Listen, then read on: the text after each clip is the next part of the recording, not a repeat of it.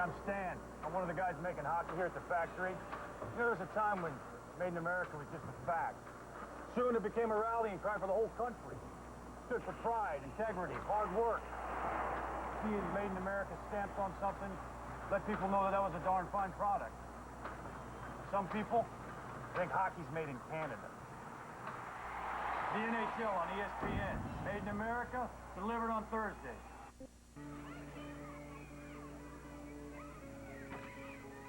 We moved to Earthlink because I only want the internet that's good for them. Because they're not ready for the same internet. Because I know what he's doing online. Without bugging me all the time. There's some words I don't want him to learn. Different families, different passions, different reasons for moving to Earthlink. Call 1-800-217-0702 and get 6 months of dial-up service featuring Earthlink Accelerator at half price. New parental control software lets you customize features for each child. You can set time limits and even filter out websites, emails, and keywords. We moved to Earthlink because it's safe for him, and I get an internet without training wheels. Create the online experience that's right for your kids with new parental control software and get 6 months of dial-up service featuring Earthlink Accelerator at half price. Call, go online, or visit these retailers. Move to Earthlink. It revolves around you.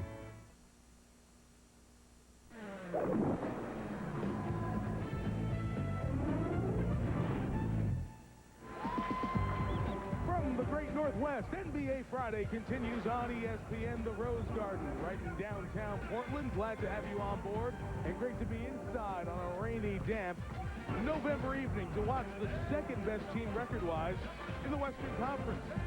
The Houston Rockets, they start a 5-game road trip here in Rip City against Rasheed Wallace, Zach Randolph, and the 6-5 Blazers. Yao Ming, relatively forgotten, guys, in all the LeBron Carmelo hype, but he's having a very good sophomore season. Welcome to the West Wing on NBA Friday. Nice to be back with my buddies George Karl, Tom Kohler, Mike Tirico. We're joined by Jim Gray, standing over there in a little bit. Well, this Houston Rocket team, Jeff Van Gundy comes in, takes over as head coach. They haven't played a lot of great teams, but 8-3 is a pretty darn good start, George.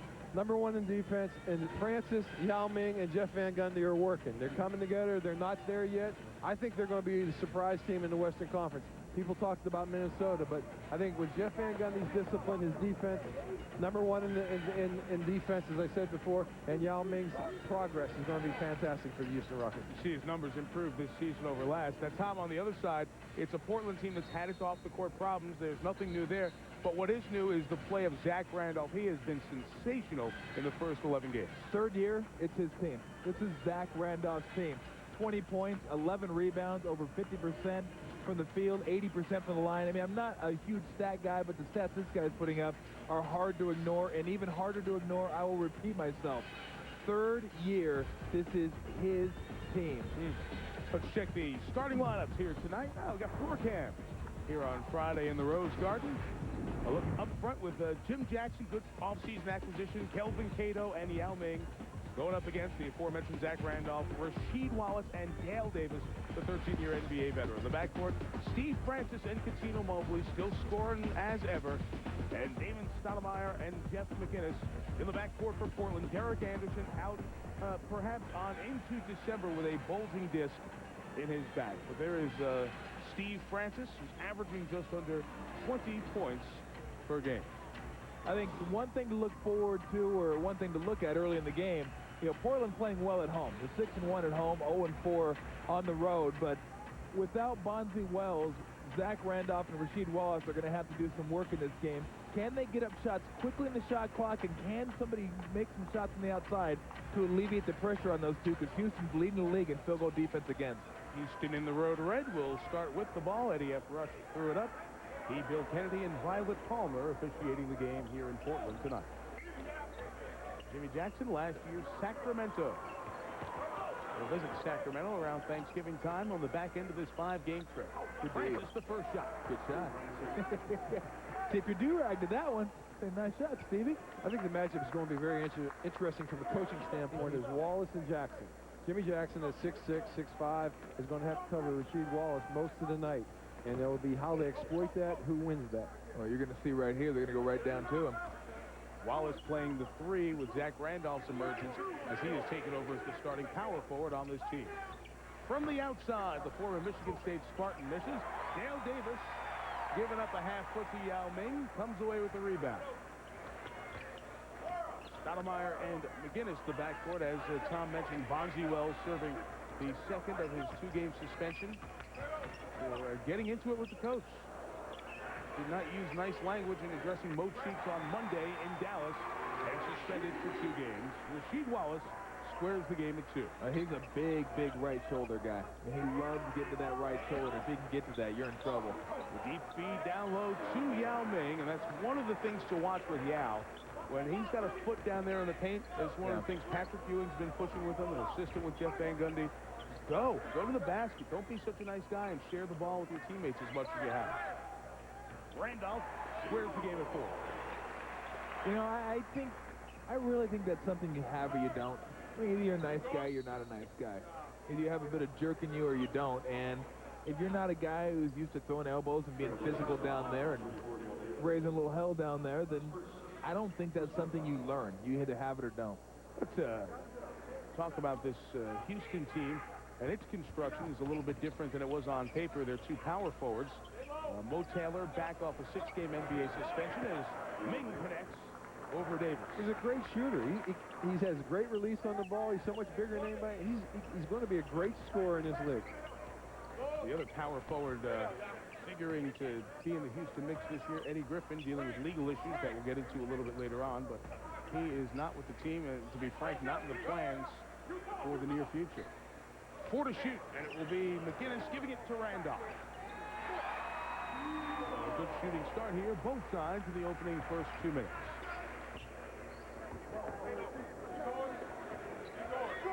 You talked about the mismatch scores on one end, then you've got Dale Davis who's got to deal with Yao, and that size disadvantage on this end.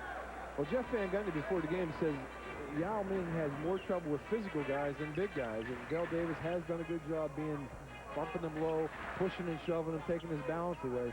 But I think Yao Ming's going to have a big game.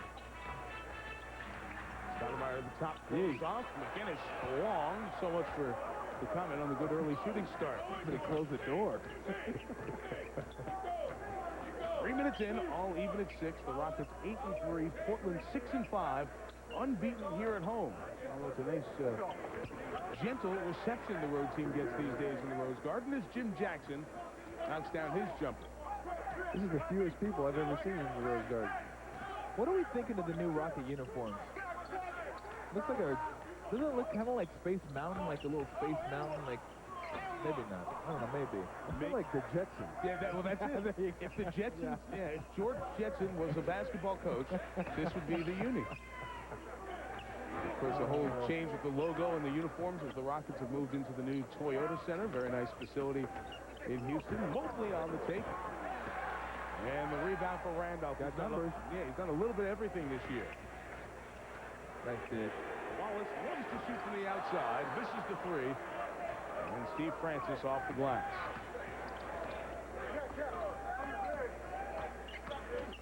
Mobley over Stoudemire.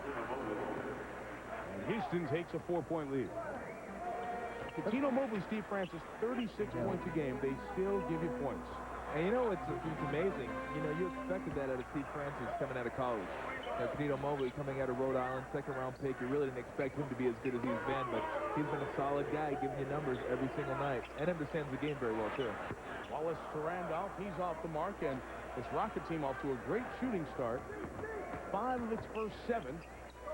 That's to extend the early lead. Francis used the wall from Yao, and the rebound for Rasheed Wallace. Francis tried to make the steal, but Stoudemire beat him to it. Houston is really packed in on the defensive end of the court, not really extending very much on any of their shooters, letting Randolph have the 17-footer right now. And Zach's had a great start to the season with more the down-low stuff, not as much the 15-foot variety. Jackson bounce pass for Yao. Fouled by Dale Davis. Well, we have a second and fourth man on our crew. A good evening to Jim Gray. Mike, good evening to you. We talked to Jeff Van Gundy before the game. We asked him what his assessment was of the Rockets, who are in first place at this point in the season for the first time since 1997. He said he tells the team, hey, playing hard will only get us so far. If we only play hard, we may be a playoff team, but we're going to get bounced out early. If we play hard and intelligent, we must have both. If we have both, we've got a chance to be something very special. Mike? Jeff has added what you would expect from Jeff Van Gundy teams during his very successful seasons in New York. Defense, intensity, and that has shown in Houston's numbers. They're giving up 81 points a game, and the opponents are shooting 38% against them, both the best in the NBA. Yeah, 82-80 grinder. Woo! We migrate some of that stuff out west. Davis over Yao, so Dale Davis. Still going strong at age 34, averaging 7 and 7, 7.7 boards. Yao. I think he could do that more often, where he cuts it. Sometimes he cuts across the middle of the key and doesn't look to receive the ball. If he just cuts across the middle and the guy plays behind him, just stop and yell for it. If you get it right underneath the bucket, that's almost a two-point assurity. Kenneth gets inside to Randolph. That's where he's been doing so much of his damage. What a player he's developing into, George. Randolph is actually sacrificed right now, letting Wallace having the paint, and Randolph is floating out. But as you said, he's best around the basket, one of the best young players in the paint in the NBA.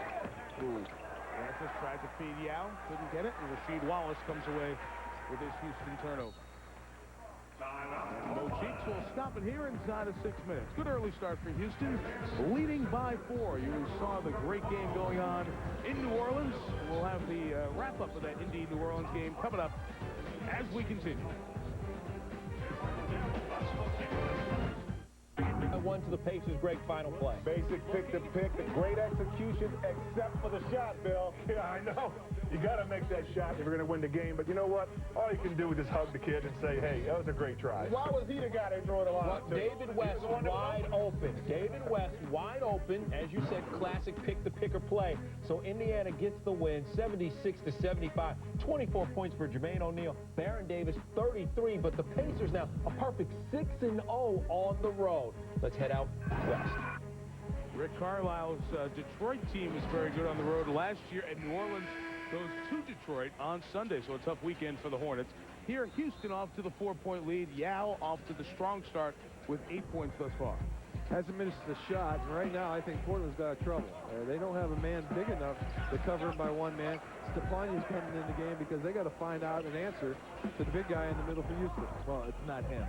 I'll tell you that right now. But he's bigger. Well, it's still not him. And I'll tell you one thing, when you watch Yao, we're looking at, I mean, this is what sets Jeff Van Gundy's teams apart, is just hustling, and not only hustling, but helping on defense. But when you watch Yao next time he shoots, he's 7'7", and his release point's got to be up around 8'3", because he shoots it way over his head, which makes it virtually impossible for any other big guy to block unless you come from the weak side and try to time it. George mentioned Vladimir Stepania, who played for the Miami Heat last year in the lineup.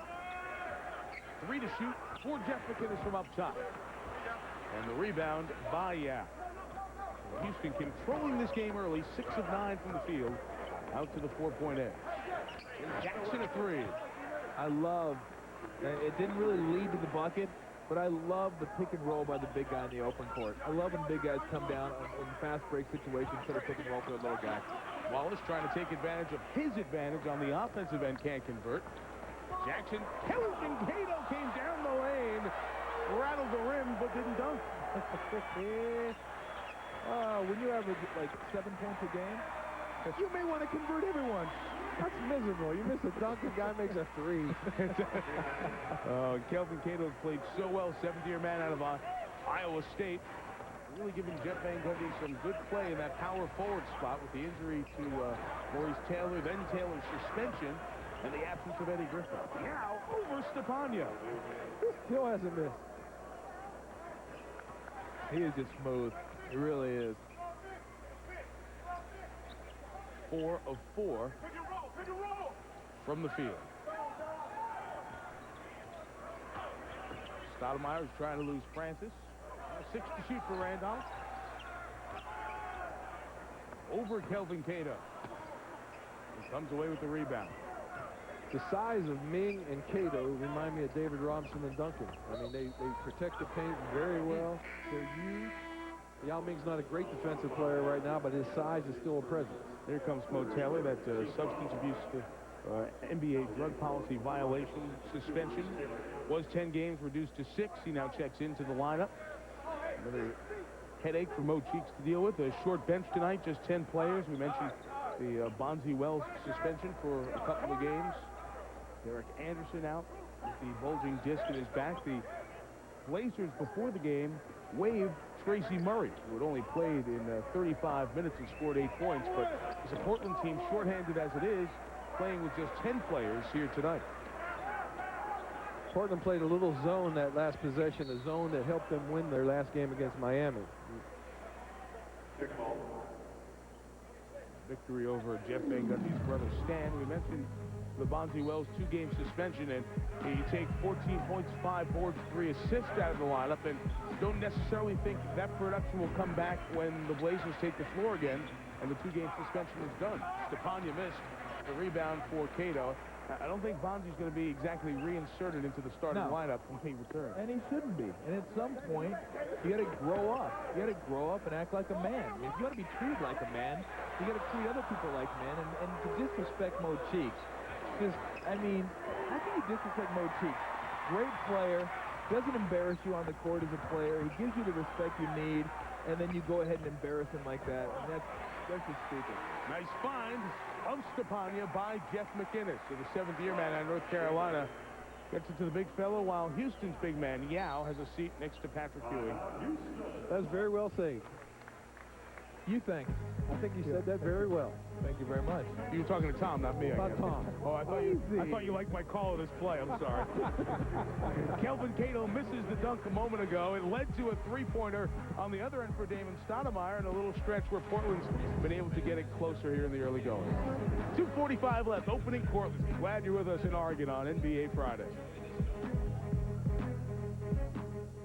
Back here at the Rose Garden in Portland, Houston leading the Blazers by 4. Good start to the season, as we mentioned, 6-1 for Portland here on its home floor. But the fans have not been showing up after last year's exciting end to the season, almost coming back to beat the Mavericks in the opening round playoff. Since this building's opened, attendance down considerably thus far this year. And it has a lot to do with the fans in this area are just, for lack of a better word, sick of what's been going on around here with the team off the floor. Well, Anna Kournikova is one of the people in attendance here tonight. I think it just happens to be that she's here for something else tomorrow. The tennis event, a superset tennis event. Andre Agassi, Vince Spadia among some of the players, and Anna will be playing. It's a one-day event, so it gives her a good chance to win, as Mo Taylor connects inside to, give Houston a 6-point lead. Factual. You know, Mike, go back to the attendance. Yes, please. They're sick of it. The fans are sick of it. And, you know, we got this code of conduct that these players are supposed to live by and the organization's pledging. You know, don't tell us. Do it. If you're Bonzi Wells, don't apologize.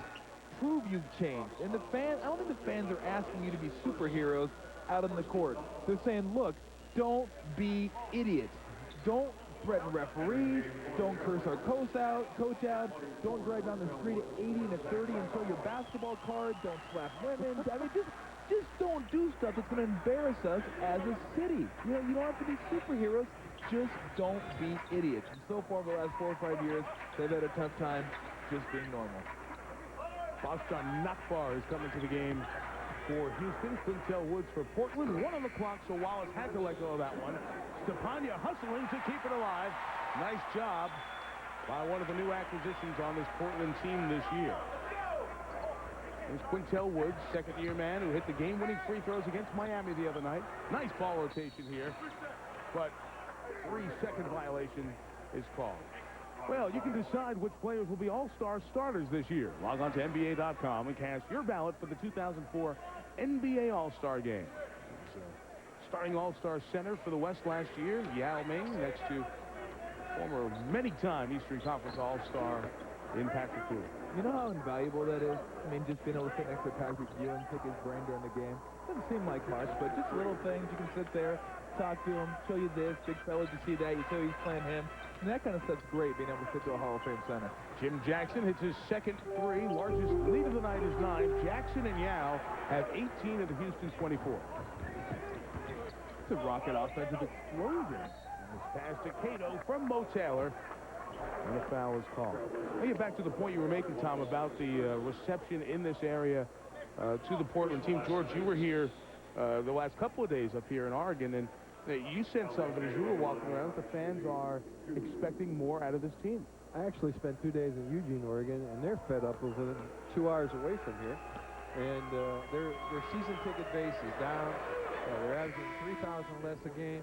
But on the street, there's just an anger to this basketball team. And to the point, in my opinion, they have to change. It has to change. They can say all these pledges and everything, but they got to change the face of this basketball team. And I think Tom's got it right. Randolph now is the foundation of the team. They're going to build around him. How long it takes to get there, we'll find out. Well, Mo Cheeks will be here. Contract extension last week on through the year 2005-2006. Steve Patterson is coming as the president. And Jim Gray, as a matter of fact, will visit with Steve coming up in the second quarter, talk about some of the things they're doing to try and get the Blazers revitalized. Rasheed Wallace, 1 of 7 shooting. It has helped Houston to a 10-point lead here in the final minute of the first quarter. Mo Taylor, former Michigan man, traveled before the shot over Wallace. Mostly if Portland decides to go 2 for 1 here, which I'm always a big advocate of. Oh, gosh. One of your favorite coaching moves. Fire. I mean, just to me, it always makes sense to get 2 shots together, 1 at the end of the quarter. 2 bad ones and 1 good one, right? No, it doesn't have to be too bad. If you have 40 seconds, you should be able to get 2 good shots. Stepanya will work his way to the line. He's done a nice job here in the few minutes that he's coming in off the bench. That's because Yao's sitting on the bench. That's right. Always makes you look a little better defensively. But he's hustling. He's trying to give him some energy. In addition to Stepanya, Matt Carroll has come in for Portland. Carroll, the rookie out of Notre Dame, former first-team All-Big East performer. They brought him on board when they had to put Derek Anderson on the IR with back spasms, and they really missed Derek Anderson. We were talking to Mo Cheeks before the game, and I asked him, is he a calming influence on the team, a steadying force? And he said absolutely. He just understands basketball. Not only does he give his perimeter shooting, but he understands situations in the game, when to push it, when to pull it back out, and they certainly miss Derek Anderson more than just the shooting. 1 of 2 for Stepanya, 4 of 7 on the season from the line, and the lead is 9. Steve Francis, just 2 points for he and Coutinho Mobley in this first quarter. He had a 9-point edge for Houston, taking advantage down low. Francis trying to teach the rookie Carroll. Rebound put back by Taylor. Well, that's what happens if you don't block out. You just turn around. Well, that was bad. One-shot situation.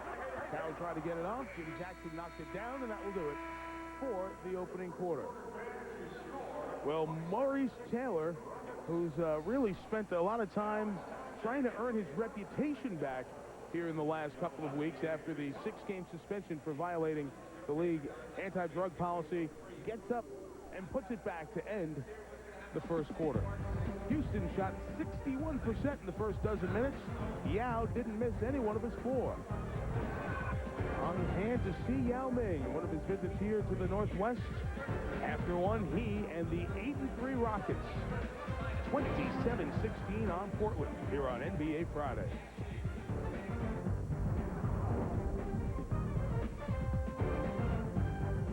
How to speak Australian.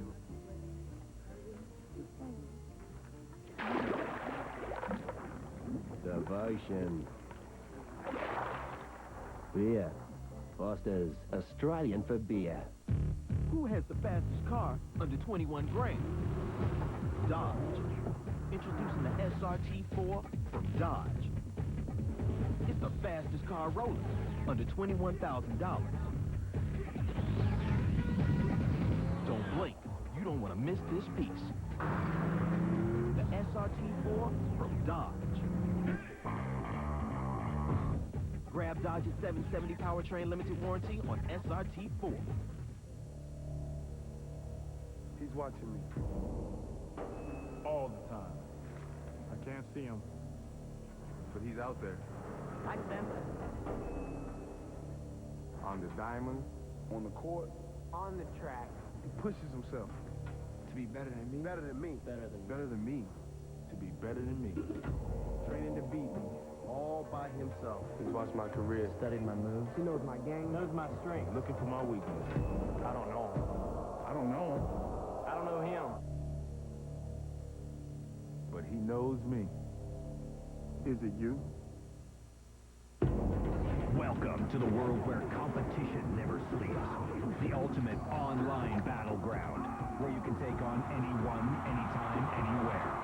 This is the EA Sports Nation, and it's only on PlayStation 2. EA Sports. It's in the game. How to speak Australian. Oi.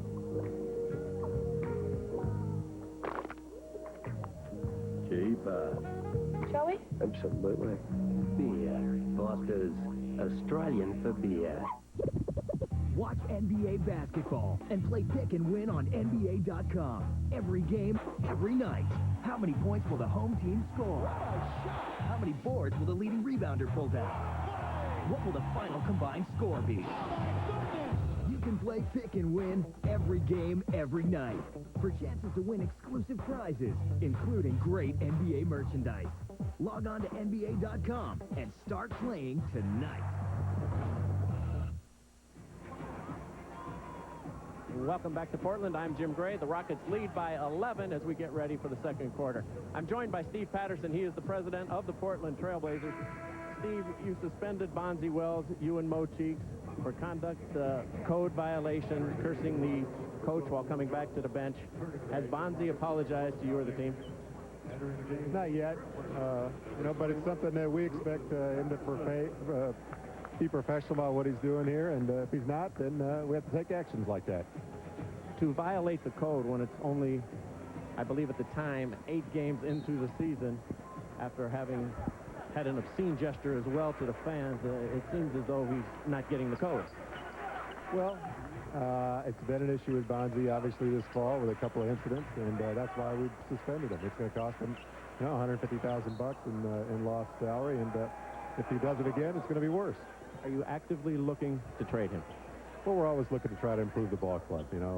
My hope when I came here was that we wouldn't have incidents like this, but if we do have incidents like this, then the ball club's got to take the actions that we did this week. Much of your image problem, and you promise a new era and a new Blazers pledge as well to the fans, much of the image problem has to do with Rasheed Wallace. He's in the final year of his contract. Are you looking to trade him at this time?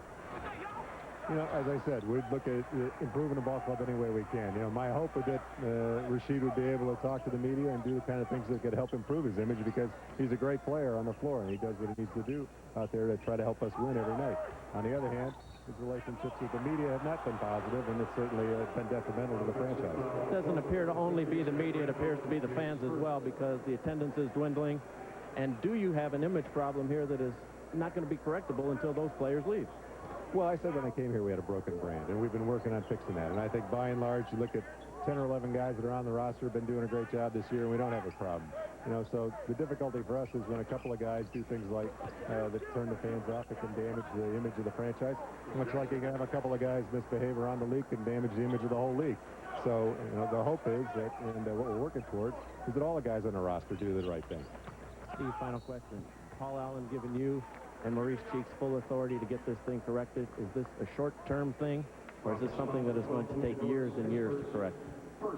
Well, I don't think it's years and years. I'm not saying it's going to get fixed in a matter of a few months either. I mean, it's a situation where there's been a disaffection between the franchise and the fans. It's built up over the course of a few years, and it's going to take some time to get it fixed. I think most of the guys, as I said, are doing the right thing here, just like most of the guys in the NBA as a whole do the right thing. But we got a few guys that don't necessarily behave and do what they need to do and act as professionals. And if they don't, then we need to take corrective action. Steve, we wish you well. We appreciate you being so forthcoming. Thanks. Happy to do it. Mike, back to you. Thank you, Jim. Steve's a good guy. He's been around this league, too. He's one of the chief architects in building the success of the Rockets.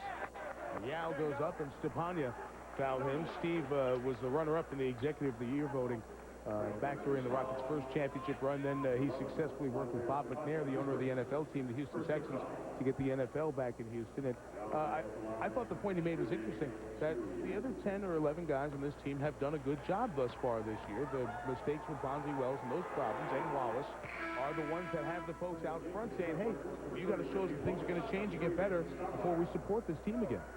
Well, Mo Cheek said when we were talking to him that he made Bonzi a captain because he worked hard during the summer. His body looked good. It looked like he was working out. And obviously, he wanted to give him some responsibility. And when you're a captain, you have some extra responsibility. But I could have told you, making Bonzi a captain would work out as well as making Michael Jackson the director of daycare. Oh, my.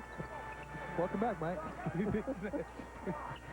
Jim Durham on line one, ready to fill in again.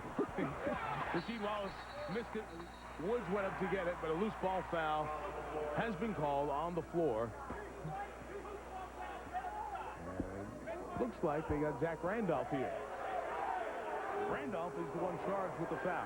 That'll be his second. It's a 13-point Houston lead. They led by 11 at the end of the first quarter. Just to wrap this point up, George, and you spent a lot of time with Mo today, it's got to be tough because through all this, you're supposed to coach and win basketball games, and as you look, Ruben Patterson's just checked in. There's still a lot of talent on this team. A lot of talent, but I really think it's almost impossible for him. I mean, there's going to have to be some downward slide before there's an upward slide, and the coach is just going to have to persevere through it. He's going to have to fight the bad times, the tough times, and hopefully survive in his job security. Patterson tried to force it in, knocked out of bounds. 2:15 into the second quarter, and the lead 13 for Houston. Right now, Portland's moving towards their 20-point deficit they had against Sacramento and about a 14-point deficit against their last two home games. They were down 14 or more and came back and won them in the fourth quarter. Sacramento game, they won in overtime. And that's the weird thing, because you see that, and then you see the stretches as Quintel Woods hits that jumper. The stretches where they were unbelievable against Sacramento, and before the Bonzi Wells blow-up with Mo Cheeks the other night in Dallas, they had a third quarter that you wouldn't believe against the Mavs. Well, remember, we're talking about Sacramento and Dallas. If they get behind by 20 to Houston, the way they play defense and the way Houston shortens the game, there's going to be no coming back against this team. I agree 100%. Lucy Norris in the game. Here's Taylor. Took Randolph across the lane.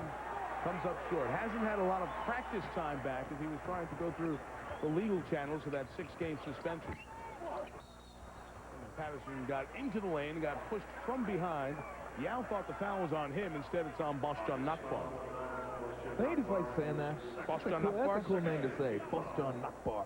It's like a hockey name, like Hakalug or something like that. I think hockey has the coolest name. It's like a hockey name. That's what it is. Christian Rutu. That was one of my favorite names, too. Well, Portland needs to do what they did last time, though. Try to get to their offense quicker and score earlier. Because they let this defense set up, they're going to have a hard time scoring enough points to win. Randolph. Miss Patterson did not. I like him. Ruben Patterson, who missed 7 games with left Achilles tendonitis, returned to the lineup on Wednesday in the win over Miami. Played 17 minutes and had 4 points. Is giving this crowd its first reason to cheer and showing some aggressiveness on defense as well. They need some energy from somebody here. Foul. Almost had to steal. Wallace in disbelief as he was called for the foul.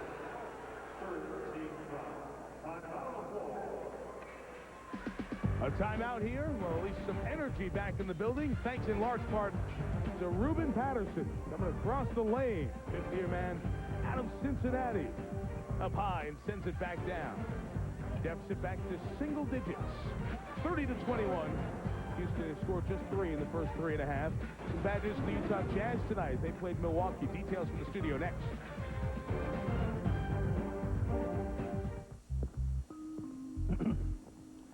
Dear DirecTV, this morning I turned on the telly and all I can say is, Jumping Jehoshaphat, yeehaw! Thank you, DirecTV, for all the local channels. Thank you again, sincerely, Al Glover. And cut. How was that? Was that too over the top? No, it was perfect. An actual letter. Someone wrote this. Act now and get a 3-room DirecTV system, including equipment and installation, free. Thank you! Good night!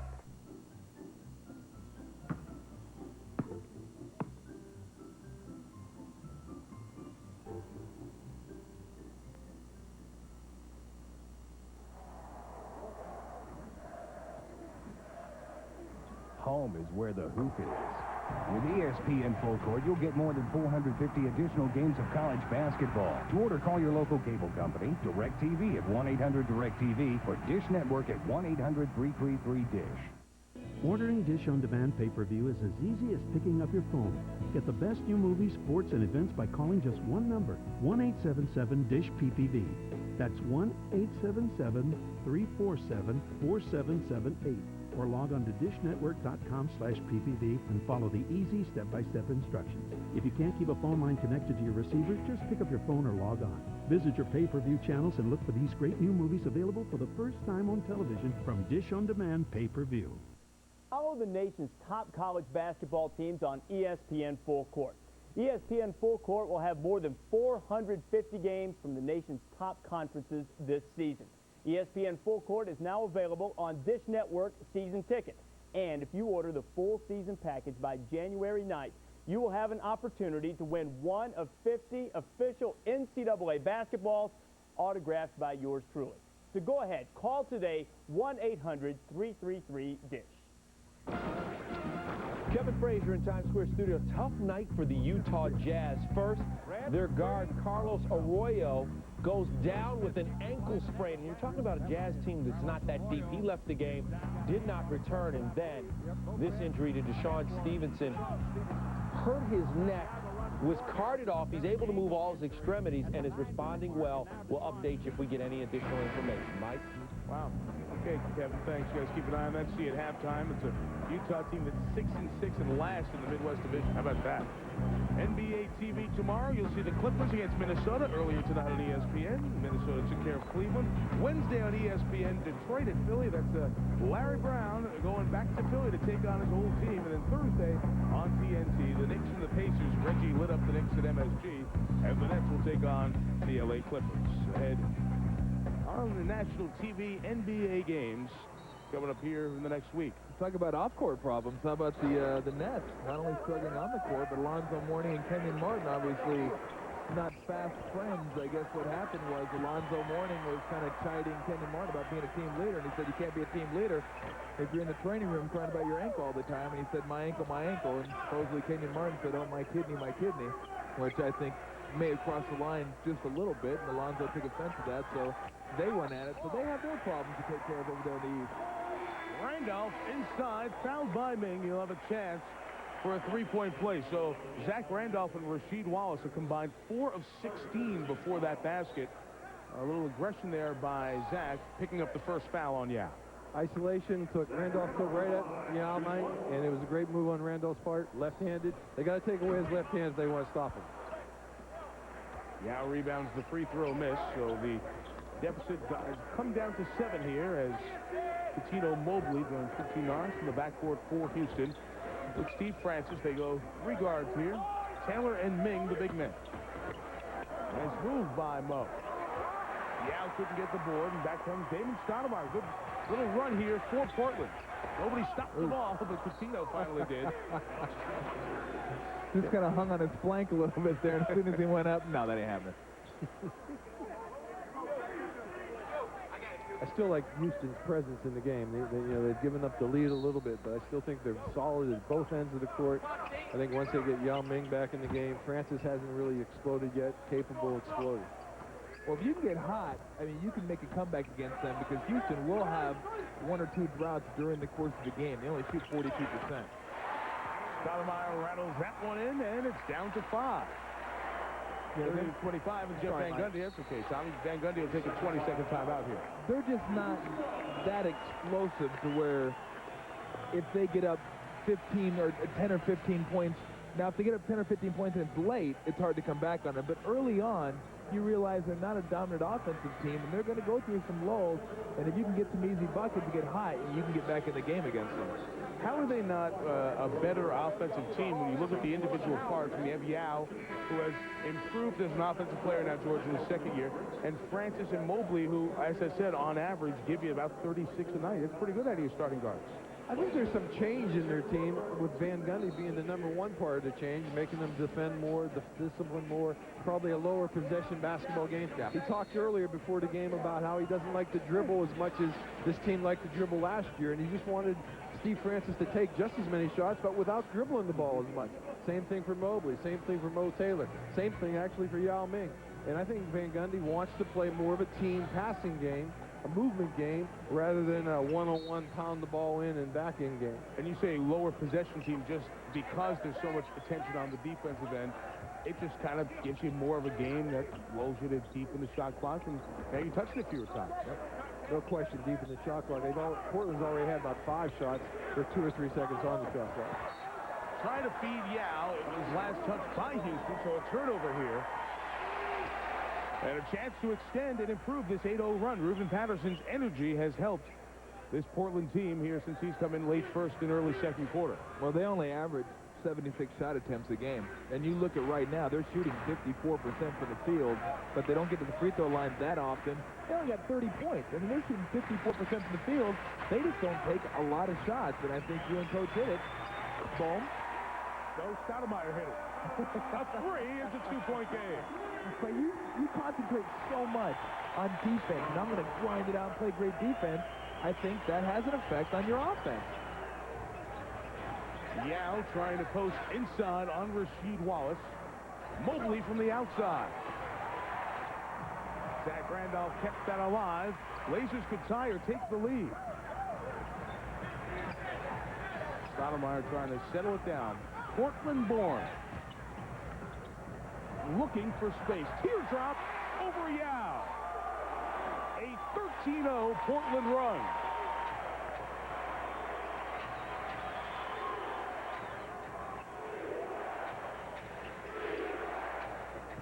Now the crowd back into it. Yao is fouled on his way to the basket.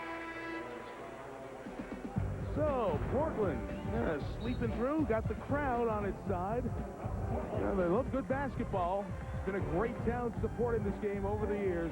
A 13-0 run. Damon Stoudemire, Zach Randolph, Ruben Patterson right in the middle of it. All square 30 halfway through quarter number 2.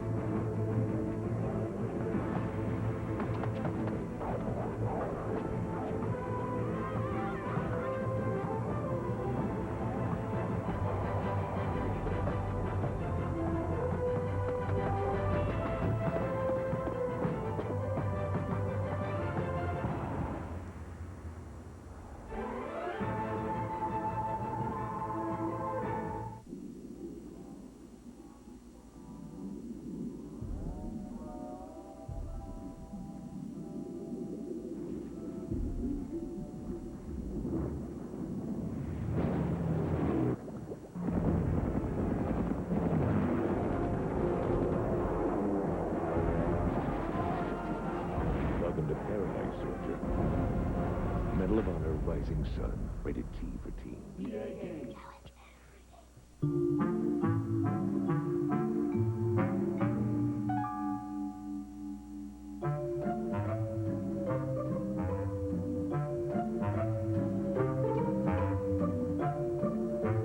Know how to take advantage of a good thing? Then we've got a phone plan for you. Call anyone, anywhere from home. The more you talk, the better the deal. Go ahead, take advantage of us. NBA players recognize the value of giving back to others. You guys are the ones that really make it work, and I thank you for all of that. Whether donating time to charity events, visiting troops and communities around the world. What you guys are doing is truly important, and I just want to say thanks. Or promoting the joy of reading. They understand the importance of trying to make a difference and making bonds that last a lifetime. Back here in Portland, Oregon, with George Karl, Jim Gray, Tom Tolbert, Mike Tirico. We're all square at 30, a 13-0 run. Damon Stoudemire has gotten a lot of the time. He's an energy guy. When he gets it going, you know, he can fill it up from the outside, and he's quick enough to get by you right here. It's the first outside jumper, the second outside jumper, and then that leads to this. Woo! Right by everybody. Over Yao Ming. The teardrop, as perfected by Mark Jackson. The little guy's better than the big guy. He can play. I mean, he almost gets lost in the shuffle here. I mean, people forget that when he was with Toronto, they gave up a lot to get him here because he was a premier point guard. Not as good anymore, but, for spurts, he can light you up pretty good. Give him credit. He has bounced back. Last year, they didn't play him a lot. They sat him a lot. He didn't play in a lot of games. He came off the bench some. He never really knew what his role was. This year he comes back, he earned a starting job by working hard in camp. It's been a good story, I think, for Damon to come back and fight like he fought. Yao adds both free throws. Now just 5 points in the quarter for Houston, but they stopped the 13-0 run. Stoudemire, who, as I mentioned, was a high school star here in Portland, led Wilson High School to 2 state championships, 74-4. Nice feed to Zach Randolph, who made so much of it happen to tie the game at 32. He just has that knack to make baskets. I mean, I thought that was going to get blocked, and he still finished it.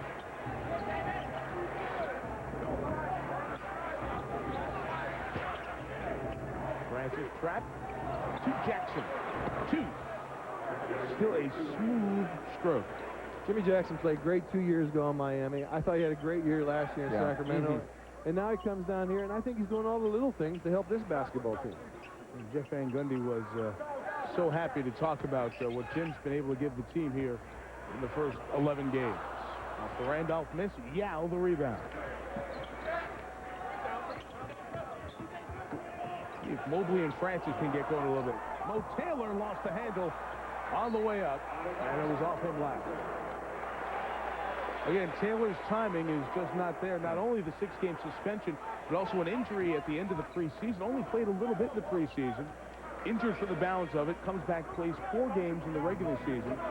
Just getting his sea legs in that 4th game, and then the suspension, which was to be 10, but then was appealed and back down to 6. This is 2nd game back. Stoudemire trying to give Portland the lead, misfire.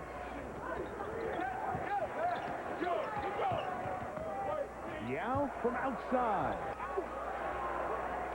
Quintel Woods on the rebound. Oh, Stoudemire, beautiful feed to Randolph, who was fouled by Yao. That was nice. Well, the penetration of Stoudemire kind of got that whole play going. Well, college basketball has kicked in, and the Roy Williams era underway in North Carolina. Monday night, we'll see Carolina take on Davidson, and on Tuesday night, Kansas and Bill Self against Michigan State and Tom Izzo, number 3 against number 5. That's Tuesday on ESPN. That game at Allen Fieldhouse, all part of Basketball Feast Week, presented by eBay. Go Tar Heels, babe. One of Tom Izzo's former players at the line here, Zach Randolph. And a couple of former Tar Heels on this Portland side as well. Been some lean years, a couple lean years there for you, hasn't it? Just one. Oh, like the play. Don't you like your players over there now in Carolina? Don't years of greatness. Don't yell at me. Don't yell at me. Oh. Enjoying the Arizona-Carolina conversation. The season started, and Syracuse will begin defense of its national championship, guys. Coming up here next week. That's the way you can shut that conversation up. Inside of the game. Inside of 4 minutes here. Portland picked up full court defensively, 2 to shoot. Jackson just beats the clock. And Patterson the rebound. Portland a chance to take the lead. And Wallace has been quiet. Heard from here for 3. Right now, Damon Stoudemire has total control of this basketball game. He's making great passing decisions. He's making scoring decisions. He's put energy into the game. He's been fantastic for the last 6 or 7 minutes. A 21-7 quarter here in the Rose Garden. Has them loving their Blazers right now. Hey, you play well. Woohoo! We're here cheering you, boy. Portland by 3. Up at halftime, scores and highlights from a busy night in the association, including a great finish in the Big Easy. Exciting game in New Orleans, and although they lost, I think Tim Floyd gained a lot of points from his team. Wow. Two of the Eastern powerhouses. That was an outstanding game. Tough finish, though. Plus, we'll address the Nets' woes. We know they have problems, like Black Rob. And meanwhile, Jalen Rose, a guy who is rumored to be traded to the Toronto Raptors, scoring here against the Lakers. Maybe Jalen will stick around, maybe he won't. Like that was Jamal Crawford. That was Jamal Crawford. All right, guys, we look forward to all that coming up at halftime. Here it is, Portland by 3. Great second quarter. And some confusion on the defensive end for Houston here in this last couple of minutes. Well, one of the best times to get a three-pointer is on the break because you don't get guys to pick you up. But you look at everybody get sucked over to this side of the defense right here, and there's no one to guard Rasheed Wallace, who's a very good three-point shooter. Way too late trying to get out. That's just a mistake. You want to pick up guys who are three-point shooters, and Van Gundy's like, you got to be kidding me. Why do players leave great shooters open? Why do players do a lot of things, George? Well, you're a player. Tell me. I'll tell you one thing. Francis and Mobley need to get going a little bit. That ain't going to help. They are 2 of 7 combined as Steve misses that one. Well, they average 36 points combined. They have 4 points combined right now. Let's talk about Rasheed Wallace, a good three-point shooter. 45% from outside the arc this year. Randolph from 15 is rebounded by Jim Jackson. And a lot of times for the bigger guys, it's easier to get off the shots because you don't want power forwards don't want to run out there and try to guard you so you get clean looks. Well, Coach Van Gundy talked about their transition defense before the game, saying it is one of their weaker areas. Playing Cato and Yao Ming, two centers, have trouble finding Rasheed on the perimeter. Yao out right now. Kelvin Cato works with Torrey Braggs and Jim Jackson, along with Francis and Mobley. Clock running down. Mobley gets him going with a three. I wouldn't be surprised now if Van Gundy runs some plays for Francis and Mobley to get them a little more confidence going into the second half. Did you look at it as a foul here? Torrey Braggs is trying to keep Rasheed Wallace from setting up camp, and Braggs picks up the foul. An NBA rookie out of Xavier, although he's played several years in Greece, Israel, Venezuela, Puerto Rico, Spain, the CBA as well. What kind of training table do they have at Xavier? Well, him, he's Brian Grant, Tyrone Hill, Derek Strong, David West. I think some big boys coming out of Xavier. Well, he left X 6 years ago. So. No, they're still big. Yeah, he may have got bigger overseas, but the point is, the power forwards they produce are usually pretty yoked. It's probably a time in Venezuela, I would guess, is where he bulked up like that. Pretty yoked. Come on, that's an old one. Yeah, you got to catch up to speed a little bit. Don't look to Tom for pop culture. Oh, not pop culture. That's a bad analogy on my part. Rasheed at the line, hits both. Shooting around 70%. Final year of his large contract, $17 million. Fourth highest paid player in the NBA. Be an interesting couple of months. Ouch. Off the ball. This goes the other way. It's on Kelvin Cato. It looked like he moved a little bit. He's saying they hit him with an elbow when he came across. I think Kelvin Cato, I'm protecting myself. Yeah, they do running to me. Conversation with Eddie F. Rush. It was a conversation in vain. Final 2 minutes here before halftime. Wallace works to get open at the top. Brought Cato out there. This from the three. Steve Francis went up high with Ruben Patterson. A jump ball is called. That's a nice call by Bala Palmer right there. Very good call, because he could have very easily called the bigger guy, Ruben Patterson, going over Steve Francis' back. She didn't. They both had a legitimate claim to the ball. They both had it at the same time. Jump ball. It was a good play for basketball. Hustle play, both strong bodies hitting the floor. Francis able to get up there. I think he stole it. Yeah, that guy can get up, though. Let's look at Ruben Patterson for that matter. Yao back in. Dale Davis watches him. And Jim Jackson leading Houston now with 14 points. Leads everybody here in the game tonight. Jackson 14, Yao has 13, Jack Randolph 12, and Stoudemire with the ball and 10 for Portland. You guys realize the next bucket we have by either team, we're going to hit 40. Yeah. You just love this defense. Was it Atlanta earlier that was in the 40s in the third quarter? Yeah. That was against San Antonio. That was an ugly one. I think that one ended at 114-75, and you know what? It wasn't even that close. Quintel, how do you know you didn't see the game? Stoudemire the rebound. Mobley, good job by Wallace, and Quintel Woods hustling to get back. Woods, second-year player, community college in northeast Mississippi. The Blazers' late first-round draft pick a couple of years ago. Forced into some key minutes because of the Bonzi Wells suspension, and he'll likely see some more minutes. Nice pass, Stoudemire. Better block by Yao. Out of bounds off Houston. 2 to shoot. I think when Cato and Yao Ming have been in the game together, the presence of the paint was great. And here this time, Patterson snuck behind the defense, and Yao Ming his size took it out. Just took it out. Leave it, get out of here.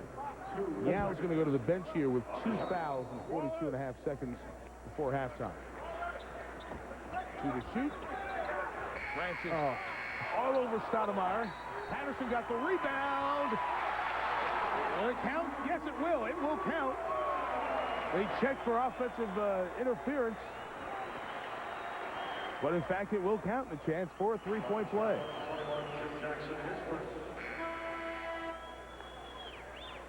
Never thought Stoudemire was going to get the shot off. No, and Ruben Patterson he's a hustle player. He's all about hustle. Very active on the glass and see it. No. No. He's an angry player, too. He can play angry on occasion. Yeah. And in fact, he plays better when he's angry. Yeah. You know, he's kind of last year, towards the end of the year, he got sulky and kind of mellow a little bit. He needs to play angry. That's when he plays best. Rasheed Wallace comes to the bench in a rare appearance for Ruben Boomche in his 3rd year out of Georgetown. Second round Blazers pick back in 2001. One of the many Georgetown centers. So Patrick Ewing gets to watch on the bench as another one who followed in his footsteps in D.C. plays the balance of this first half. Blazers get to the lane. Nice pitch to Jackson. Patterson the board. 1 shot time for Portland. Up 3. Well, I knew Houston had the capacity to go cold. I didn't know they'd put it into the freezer. And they've rolled a 12 spot here in the second quarter. A 12 and a quarter. Southern Miss did that in like a minute and a half last night. Actually, what was the score in that game? I did the game. It was 42-30. Yeah, 42-30. We're close. We're right there. 39 here. Well, we're at the 1-month mark of the season here, guys, and the lack of offense has been talked about a lot. Give me your opinions of, hold on to your thought here for a second, on how the first month of the season has gone as we remind everyone about college football tomorrow on ESPN 2, 7 Eastern. Clemson, South Carolina, and their big rivalry weekend presented by Pontiac and Alabama-Auburn. Although the records are not great, the intensity always is 7:45 Eastern, also available on ESPN HD. Battle of the Palmetto State and the Iron Bowl. Ready to rock and roll? Not the Iron Bowl. It is the Iron Bowl. Only when it's in Birmingham. Oh, I thought it was always the Iron Bowl. People have called it that, but when it's in Birmingham, it's the Iron Bowl. What is it now? It's just Alabama-Auburn. You guys having fun? Something.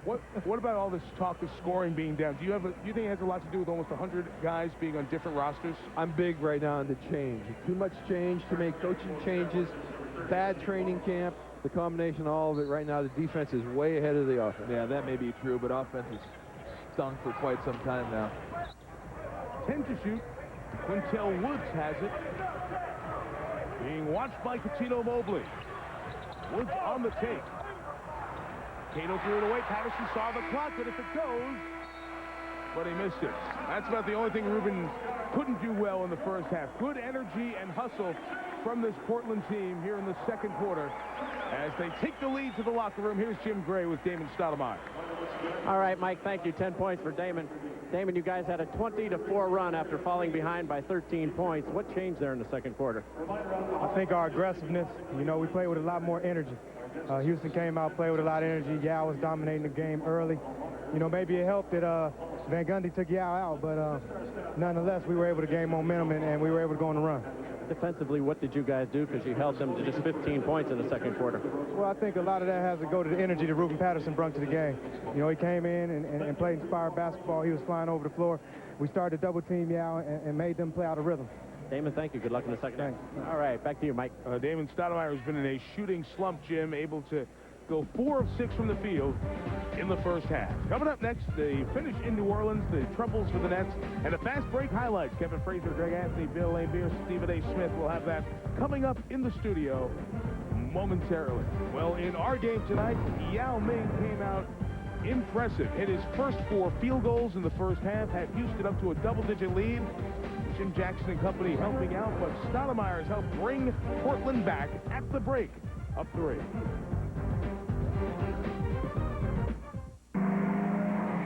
unsurpassed engineering, unparalleled technology. It blows away the competition.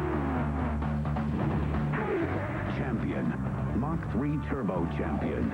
It's the world's best shave. Gillette guarantees it. Now with a red-hot new look.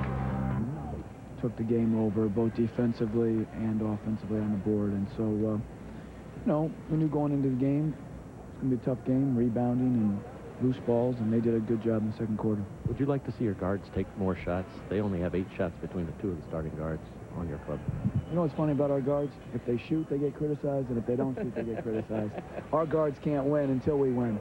So when we win finally, then our guards hopefully will stop getting criticized. They're 8-3, not too bad so far. Thanks, Jeff. All right. Back out to you, Mike. All right, Jim, thank you. Jim, a moment ago with Jeff Van Gundy. As quarter number 3 starts, and George, when you have a second quarter without energy, is that something to look for in the Rockets here in the third? I think Jeff has a good composure on the game. I mean, they played awful in the second quarter. They're not going to play that bad the rest of the way, and they're still right in a basketball game where they played great in the first quarter. I think they got to get their guards a little more involved. I think Yao Ming is doing a great job, and Jimmy Jackson's doing a great job. So I think Houston right now is in good place. Yao wide off the mark there. And it will stay down here with Houston. Yao had 13 points in the first half. Jim Jackson leading all scorers with 14. But as Jim Gray alluded to, Steve Francis 1 of 4, Coutinho Mobley 2 of 4 from the field. Well, I'll tell you, one concern if you're Jeff Van Gundy is you give up 10 more shots into their team. And at the end of the game, if they have 20 more field goal attempts than you do, you're not going to win. Jackson free for 3. And the rebound for Dale Davis, who rejoins Jeff McInnes, Damon Stoudemire, Zach Randolph, and Rasheed Wallace. The 10 that started the game on the floor here at the start of the third. Stoudemire, great energy with 10 points, 4 assists. Most of it coming in that second quarter. Watch down top by Francis, 2 to shoot. McInnes will squeeze it off before the buzzer. Dale Davis fighting out Ming for Yao's position. Steve Francis threw it off the backboard. Fans want a technical foul or a delay of game. And I think May got in the delay of game warning. Kelvin Cato picks up the foul inside, his third. Well, that was Zach Randolph's first offensive rebound of the game. And as we were talking about at half, he had 10 offensive rebounds against Dallas, none against Miami. And Mo Cheek said that he could tell they were rotating their defense around to keep him off the offensive glass.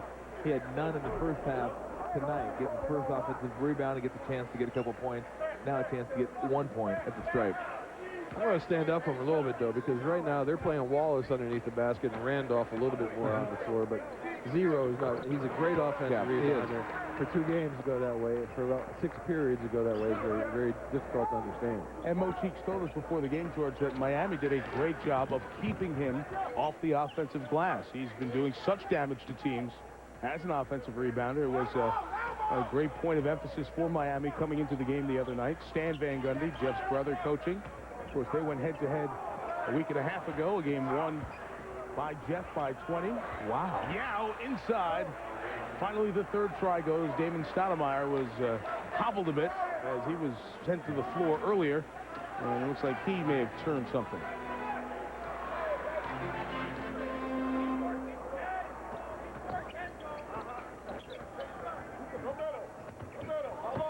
Eight to shoot. Stoudemire. Nothing going here offensively for Portland.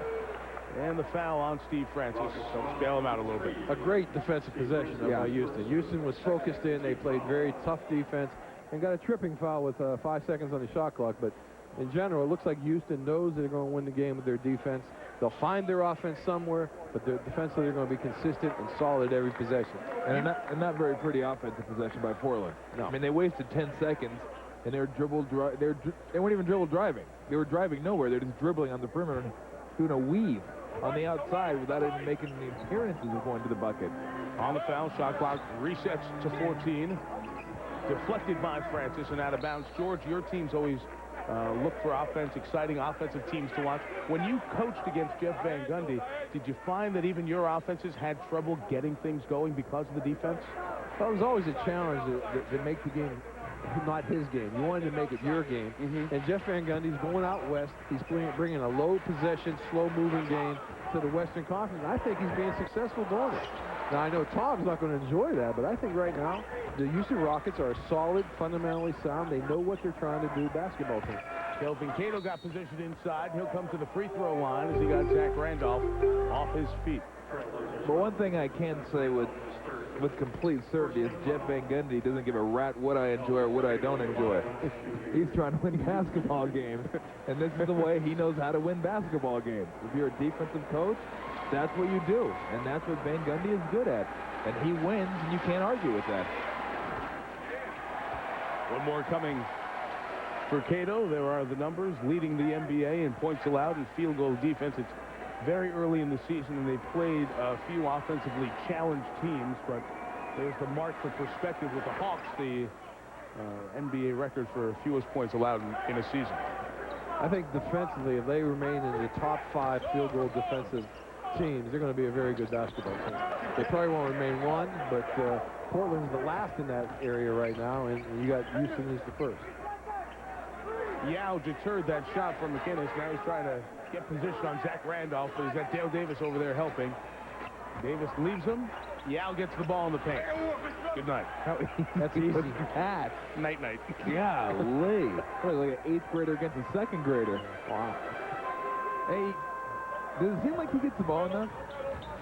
Like, hey, I think he should get the ball. I'm not saying you jam it to him every time you get Francis and Mobley, but sometimes where he doesn't get the ball for 3 or 4 possessions. Randolph over the top. I think it's going to take them time. I mean, at halftime we're talking to Mobley and Francis don't have enough points and enough shots. Now we're talking about Yao Ming getting more touches. Well, no one has Jackson's any shots. having a great game. No one has any shots on that team. Hey, Mobley has 4, Francis has 4, Yao has 6, Cato had 1, Jimmy Jackson led the team with 9 shots. That's what happens when you have 33 shots at half. Jackson is short on that jumper. He's missed his 2 threes here in the 3rd quarter.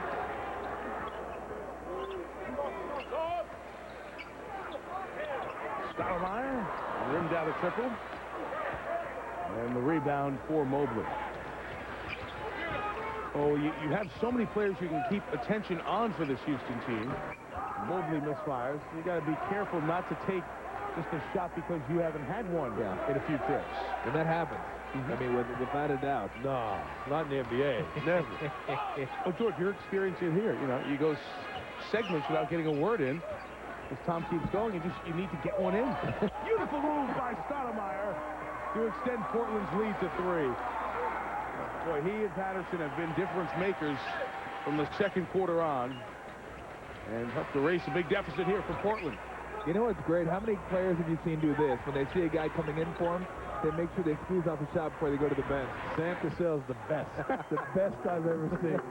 And it wouldn't be 1.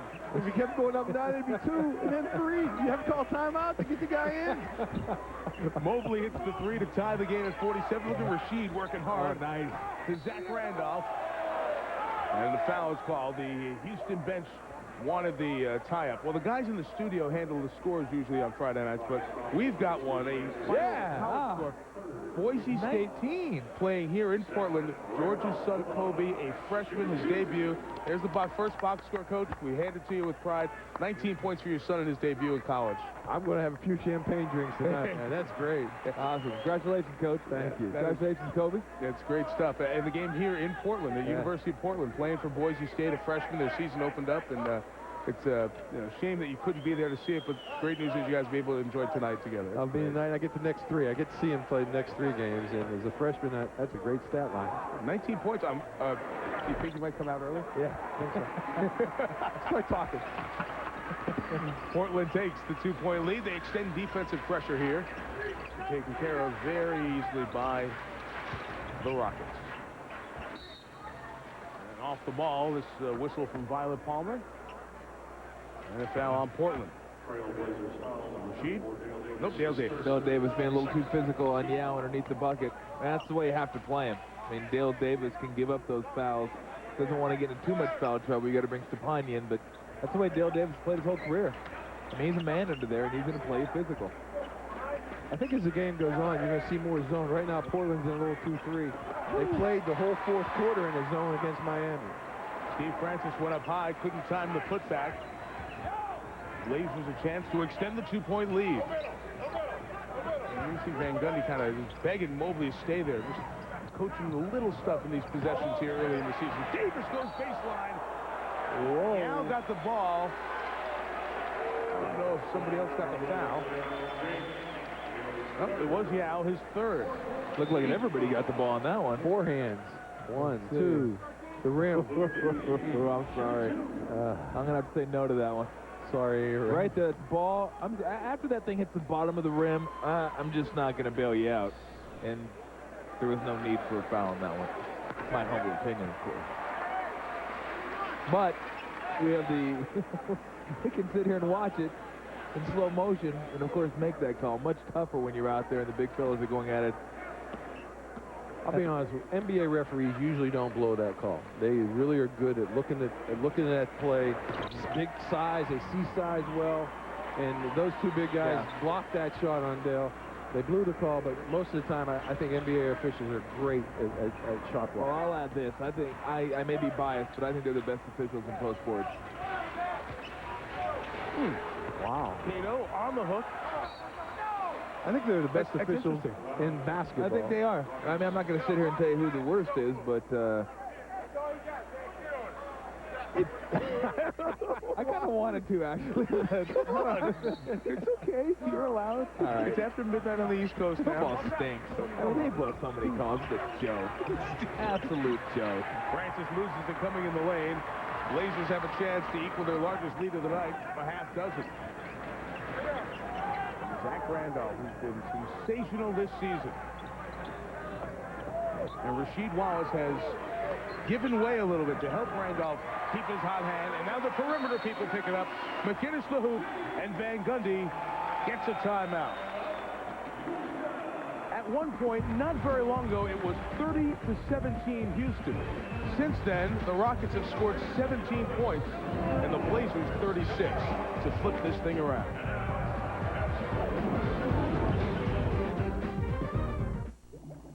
Firewall. Like that could stop me. Once I got her account number, I couldn't spend fast enough. 64-inch plasma screen monitor, 10 4.2 megahertz wireless routers, and $20,000 to complete my robot. My girl robot. This is gonna be the best prom ever. Introducing City Identity Theft Solutions. Free with any City card. Help getting your life back? That's using your card wisely. Coming to DVD and video. Will be endowed with all my powers. This holiday season. An ordinary guy gets an extraordinary gift. Having fun.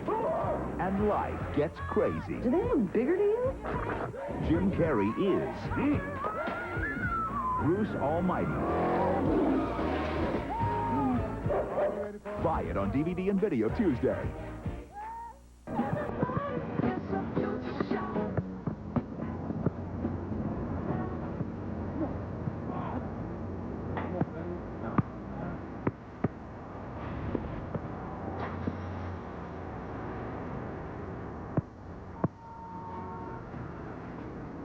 So what'd you think? Yeah, man, if I try the white ones? No problem. A new shoe with the same old sole. Superstar Feather from Adidas. Only at Foot Locker.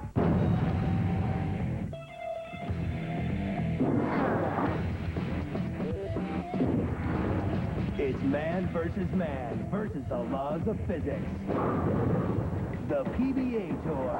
Scout takes the second down. The march to the PBA World Championship continues every Sunday afternoon. Watch this. Here comes the head from. You better believe it. The PBA Empire State Open, Sunday at 1 p.m. on ESPN.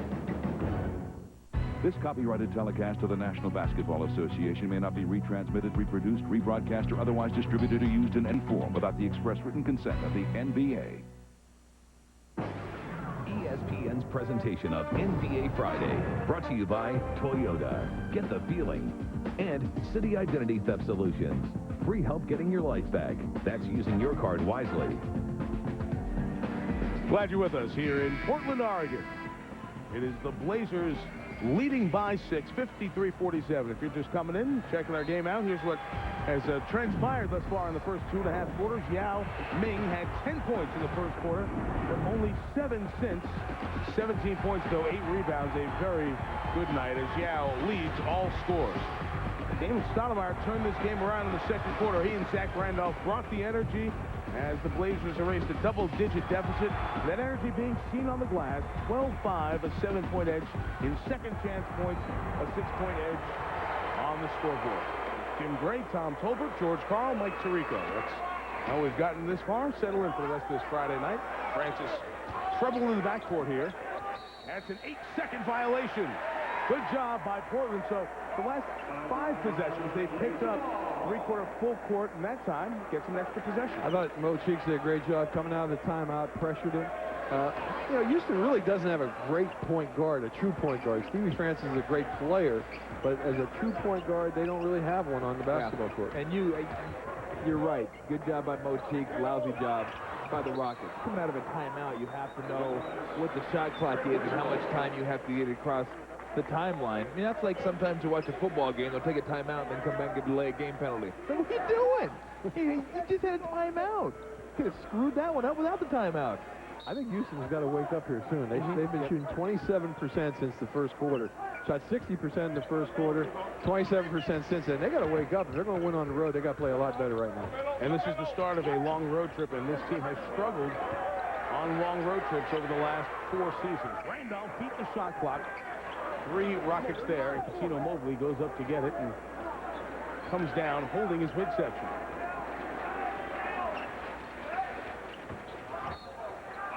Out of bounds off Francis. And Coutinho took a shot as he went up to get that rebound, and he's in some discomfort. Trying to watch Jeff McInnes around Dale Davis, screening up at the top of the key. Portland has only turned it over 4 times here in 31 minutes. Wallace missed the 3. Mobley gets back-to-back rebounds. Let's see if they can get some easy shots in transition. There's a triple. This is feeling better now. Triple to do that to you. I'm surprised Portland has not tried to run Yao Ming in more pick and rolls. I know talking to Mo Cheeks at the game, before the game, he thought that would be a good part of their offense. Van Gundy has talked about how their pick and roll defense has struggled a little bit when Cato and Yao Ming have been on the court together. I'd like to see. I think you're going to see more pick and rolls as the game goes on. Why would he be more susceptible to that at this point in his career? They just, the penetration, it's hard for, he comes off the pick and roll, he doesn't show well, he doesn't move out on the screens well. He just zones up in the paint, which gives the offense the ability to attack. And I think right now Portland has got that. They're attacking more, they're feeling better at the offensive end of the court. A lot better than Houston right now. If you looked at him, I would say lateral quickness is the one thing that, and he may never have lateral quickness, but I mean, if you want to be picky, you can find something with just about every player. But I think Coach is right. That's one, you need to exploit that. You know, the Lakers did that, the Spurs did that against Shaq a lot. And the Kings did that against Shaq, maybe not enough when they were playing him in the playoffs. But you get guys who, can't move great laterally. That's a good way to make them work defensively. And I think as the season goes on, they're going to have to get better at that. That's where teams are going to go. And I think Portland might go there a lot more in the fourth quarter. Portland defense has kept Houston from getting into its offense. Yao comes back to help. They beat the 8-second count. Well, they put Yao in the middle of that, and that's a great, great thing. You have a guy 7'7" who can get it stolen from him. Yeah, they double him on the pass. Wallace forces the turnover. Look out. Davis to kick. McInnes can't finish. Randolph goes to the deck as Kelvin Cato gets the board. And the Rockets push it in transition with Cato. Never got to the rim. Airball? Airball to layup. Wow. Okay, stop. He goes, I'm stopping there. I'm kicking it back out. Mo Cheeks wanted the violation on that. Mobley, in all the confusion, knocks down points 12 and 13 on the night. Mobley's hit his last 3 shots.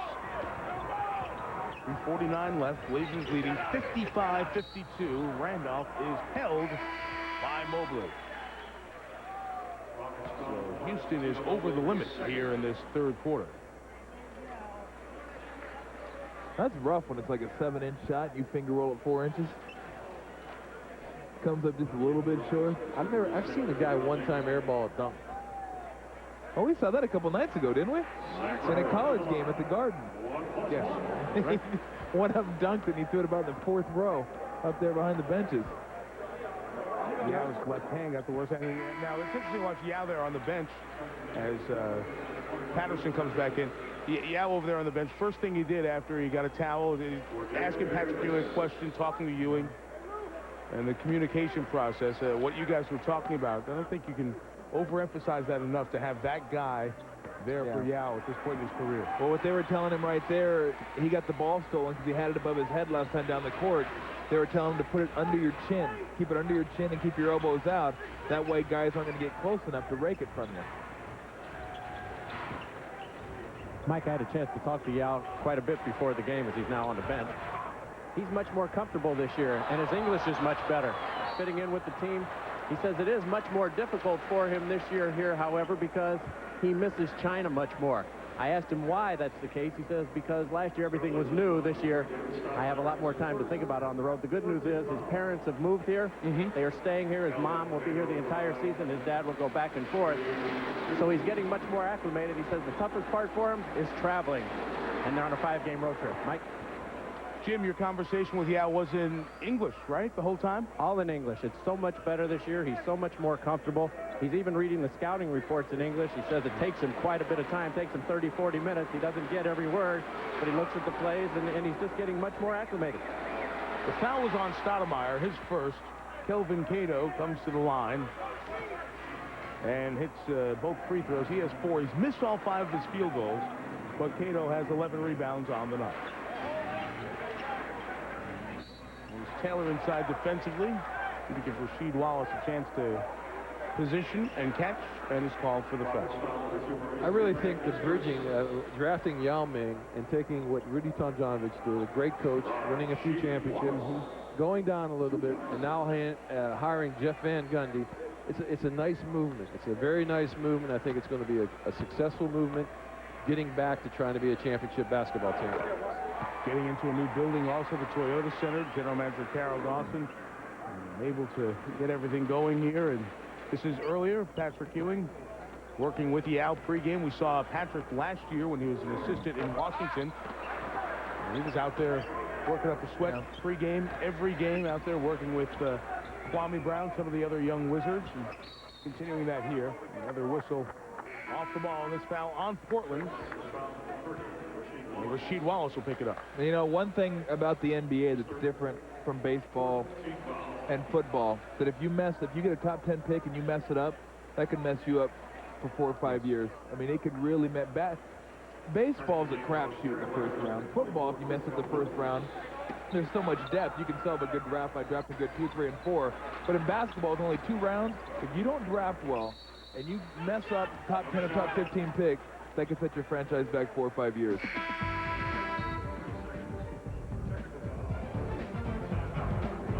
A lot of setbacks lately. Yep. A technical foul for 3 seconds in the lane defensively. Free throw and dunks of the night when you come back.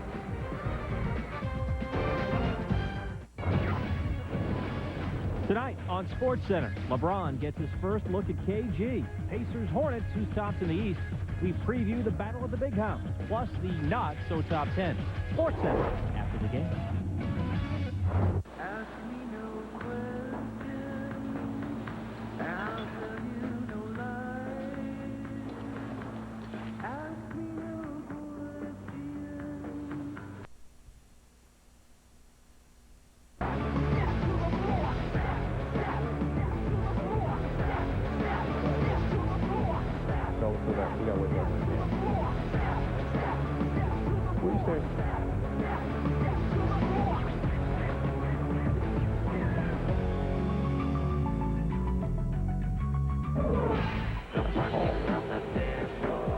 Guys, some of the dunks of the night there here in Portland. It is a 4-point lead for the home team. They once trailed this game by 13. Some of the best dunks here in the Rose Garden tonight. Ruben Patterson, and it was really in the stretch where they added some extra energy with Patterson. Missed 7 games, come back in the last 2. from the left side for that dunk, and then Mo Taylor from Houston, his second game back as well. So a couple guys back in the second games with the best dunks in this game thus far tonight. After the 3 seconds in the technical, it's a free throw for Jim Jackson. And Jackson, who was perfect on the season up until that point, missed it. So 14 to shoot for the Rockets.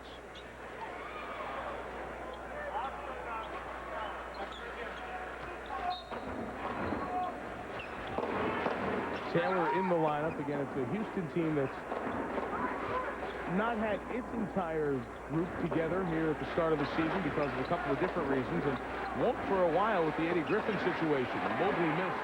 David Stoudemire up high to get the rebound. Well, they've done a great job, Portland, in being able to control Steve Francis. Pick and rolls are doubling and making him give him the ball up. And they're not only not letting him shoot the ball, he's not finding any rhythm out there. Quintel Woods sprints into the lane. Randolph has it slapped away. 5 to shoot. Stoudemire takes it. And the rebound for Mobley. He's trying to get a little bit closer. Yeah. Rasheed went up for the block, knocked it into Jackson, and knocked it out of bounds off Jim Jackson. I don't think Rasheed Wallace gets enough credit for being the defensive player that he is. He's a great player.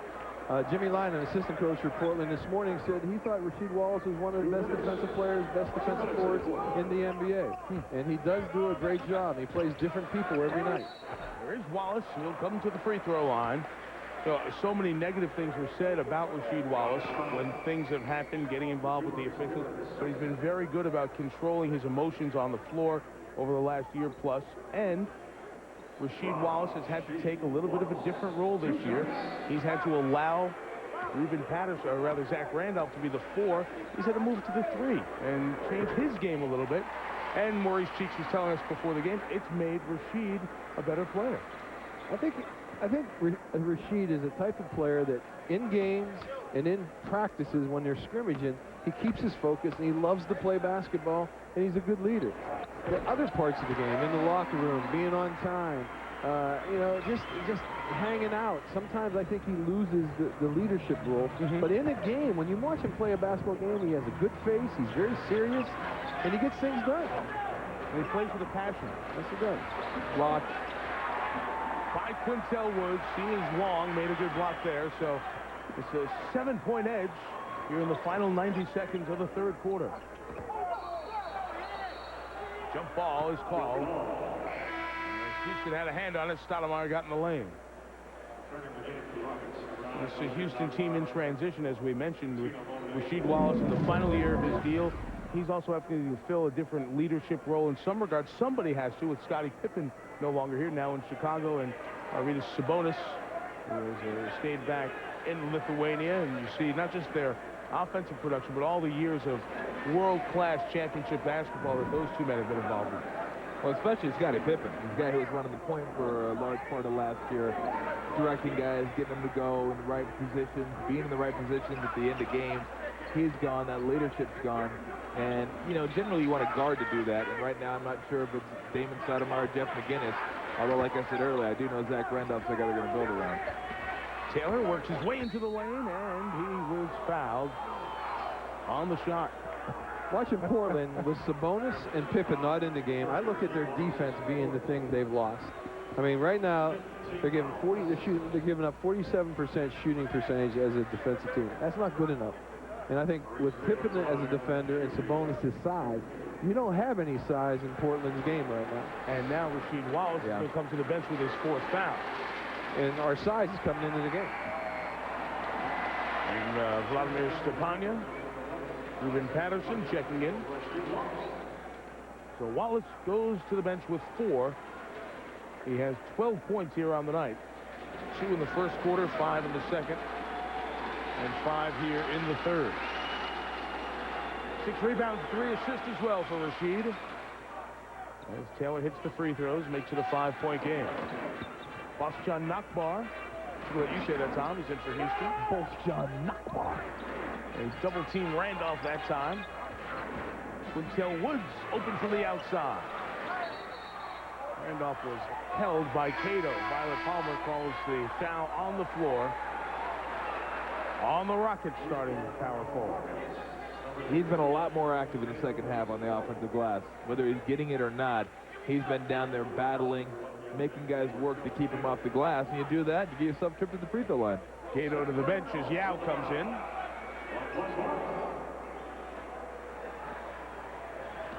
Yao just 4 points in the second half, and here's Randolph at the line. I like the fact that Jeff Van Gundy doesn't give up possession. Now, a lot of coaches would say 55 seconds left, I'll just keep my guy over there, and, we'll see what happens. Jeff Van Gundy sees her down 6 points. Yao's had a chance to be on the bench and rest a little bit. Let's bring him back in the last 55 seconds, maybe see if we can get him a bucket or help get somebody else a bucket. 19 points now for Zach Randolph, 9 of 11 from the line. He's done a lot of that getting to the line for the Blazers. 2-3 zone right here. Someone's got a cut. Taylor trying to dribble through it. Fight for the loose ball. Good effort. Out. Taylor hit the deck. May have hurt his right ankle behind the play. He'll limp into your picture, but Stepanya is free for the jumper. Same team, Quintel Woods and Zach Randolph fought for it, but Patterson hooks it in.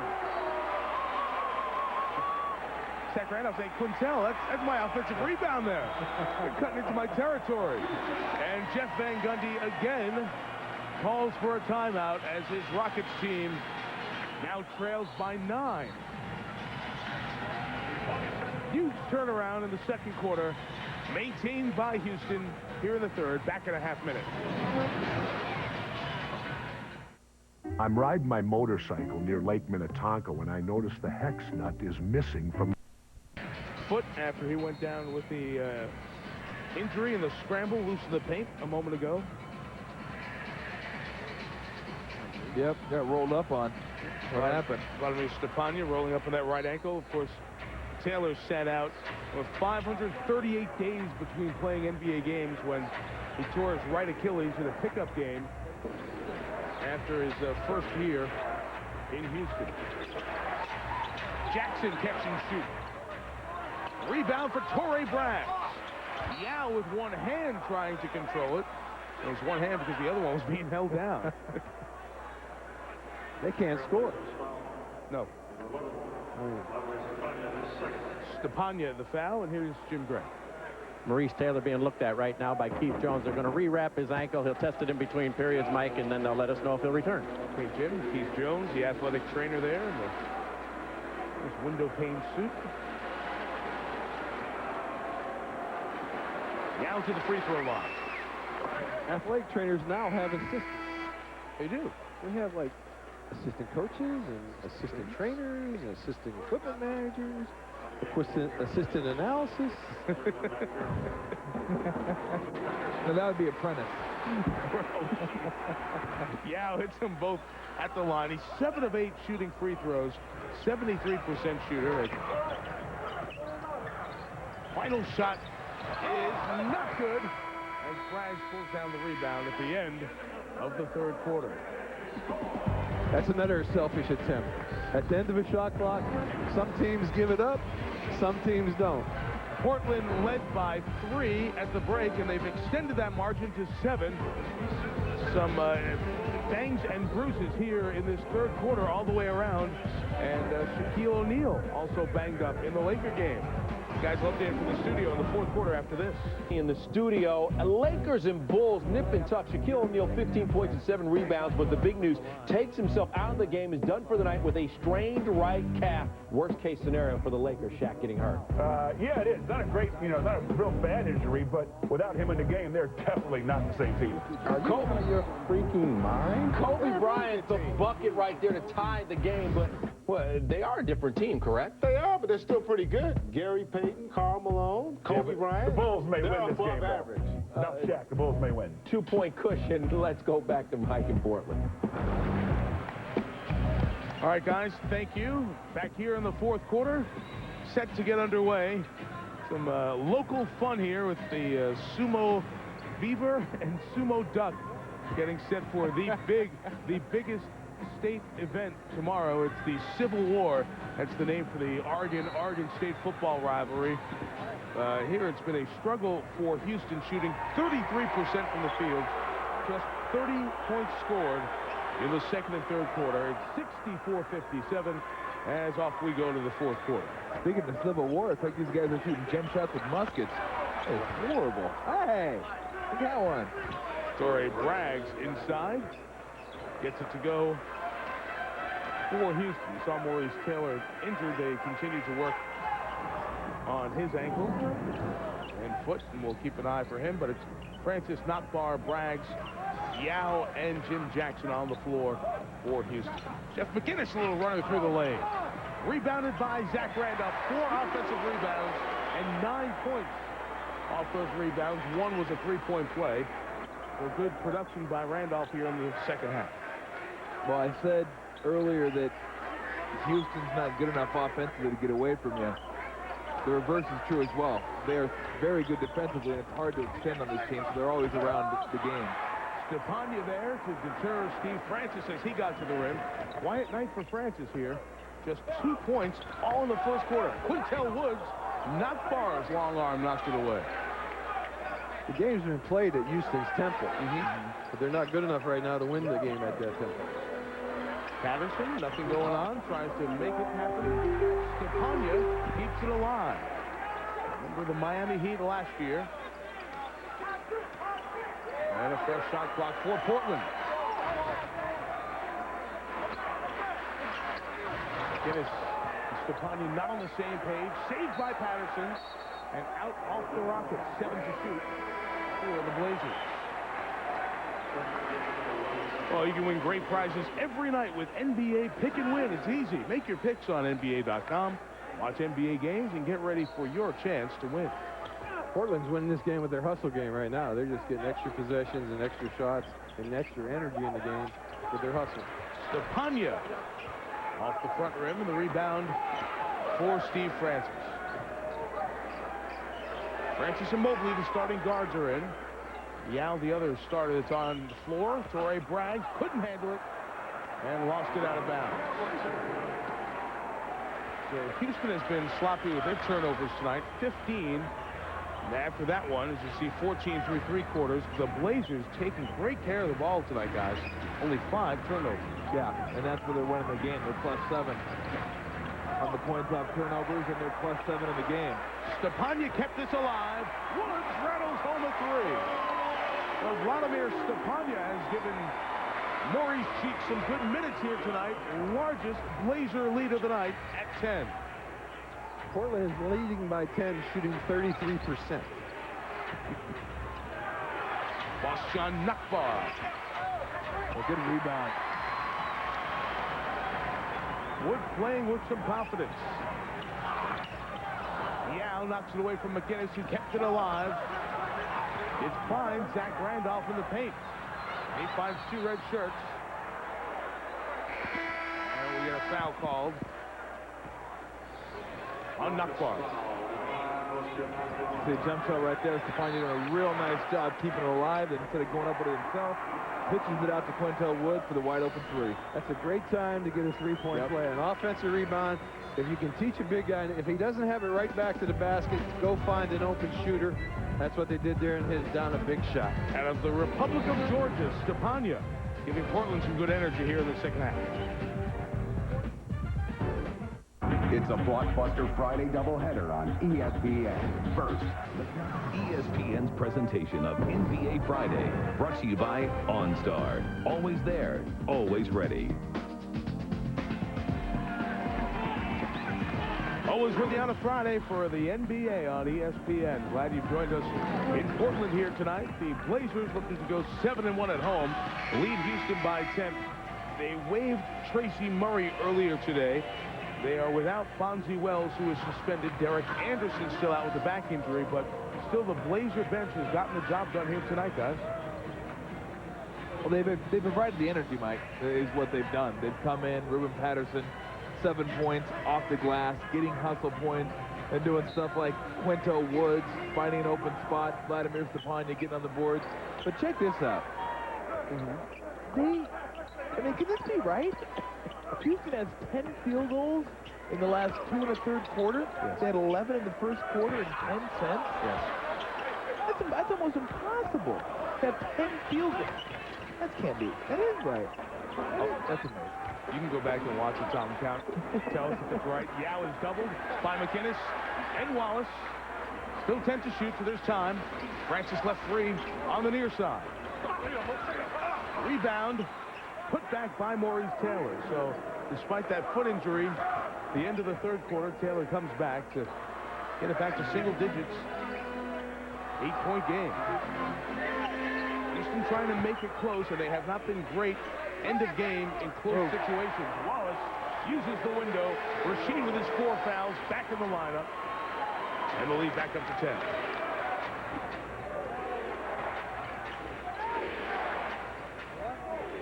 Nakbar and Taylor join Yao up front. Until Wood, no, did not touch it. I thought he did. So did Coutinho Mobley. I thought it deflected off Woods and then hit Mobley and went back court. I definitely thought that was deflected. I thought he got a piece of that one. Jeff Van Gundy agreed. Eddie F. Rush is saying, look, I was on this side, Jeff. Your back was to it. Now some conversation here. Oh, and the change of the call.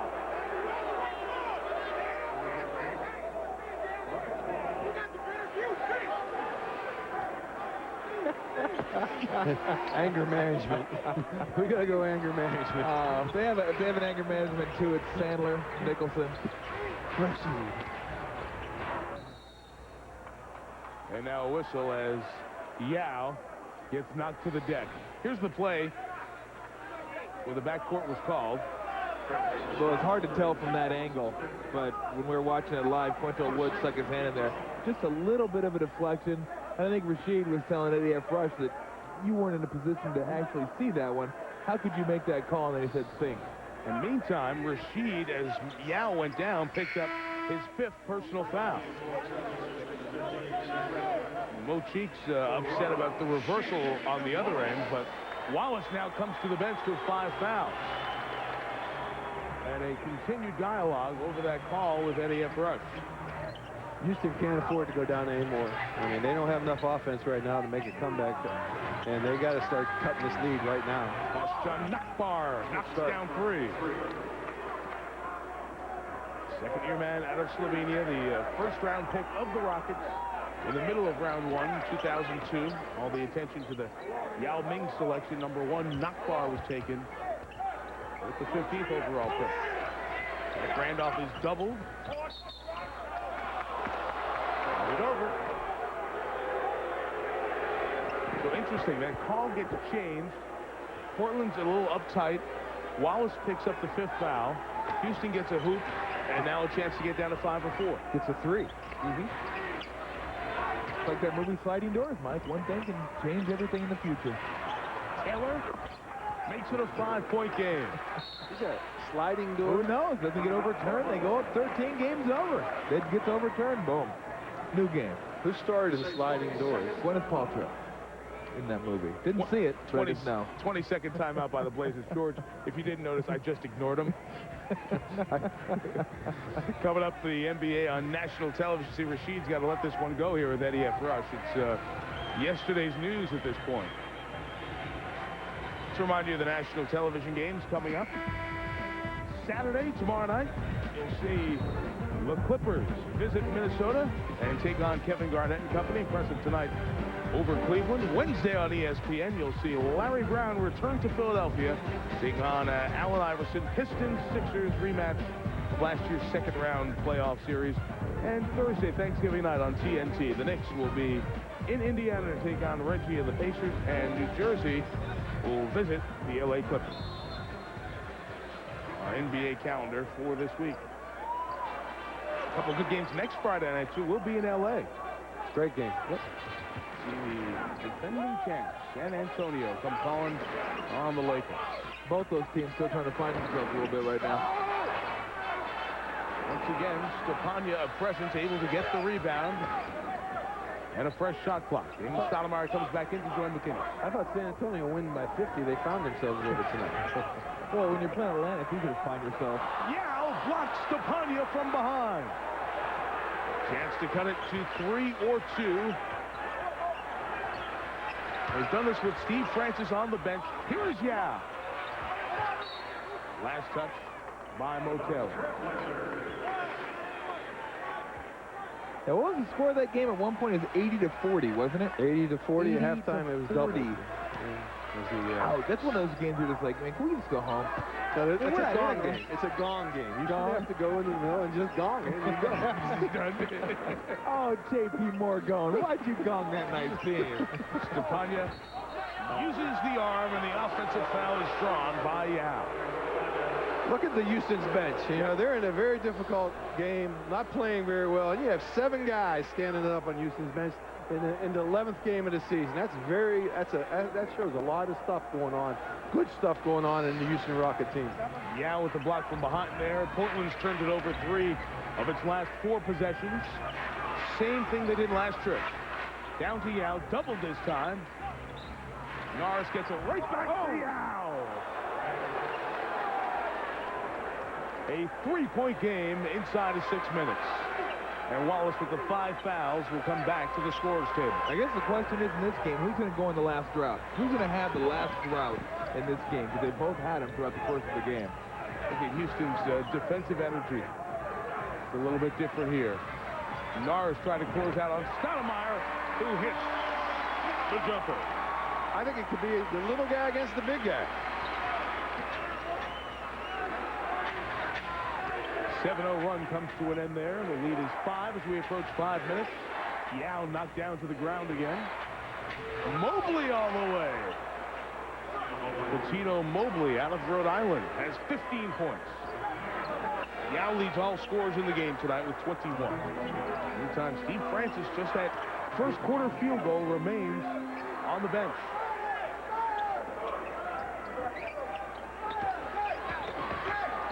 Look out. Randolph doubled.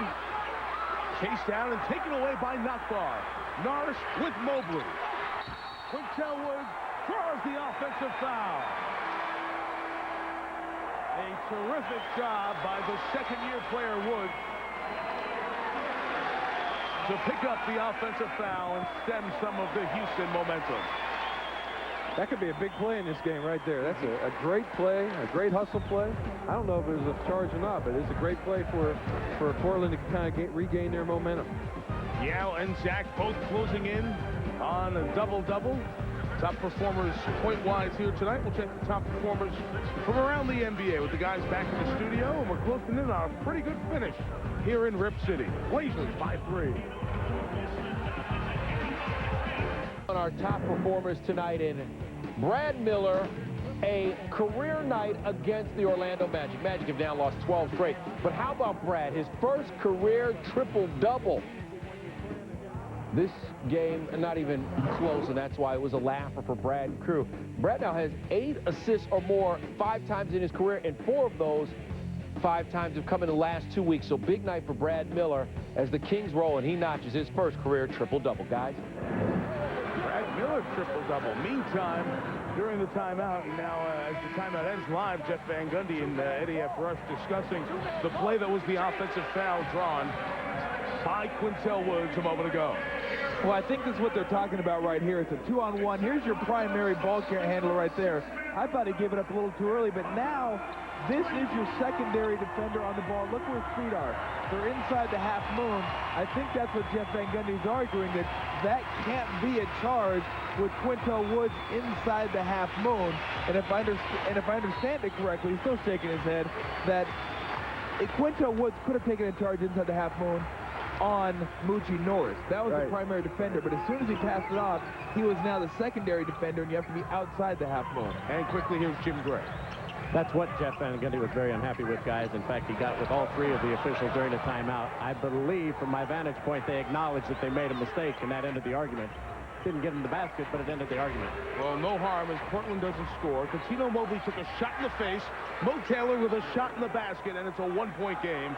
Houston has climbed back in it, and they're clawing on the defensive end.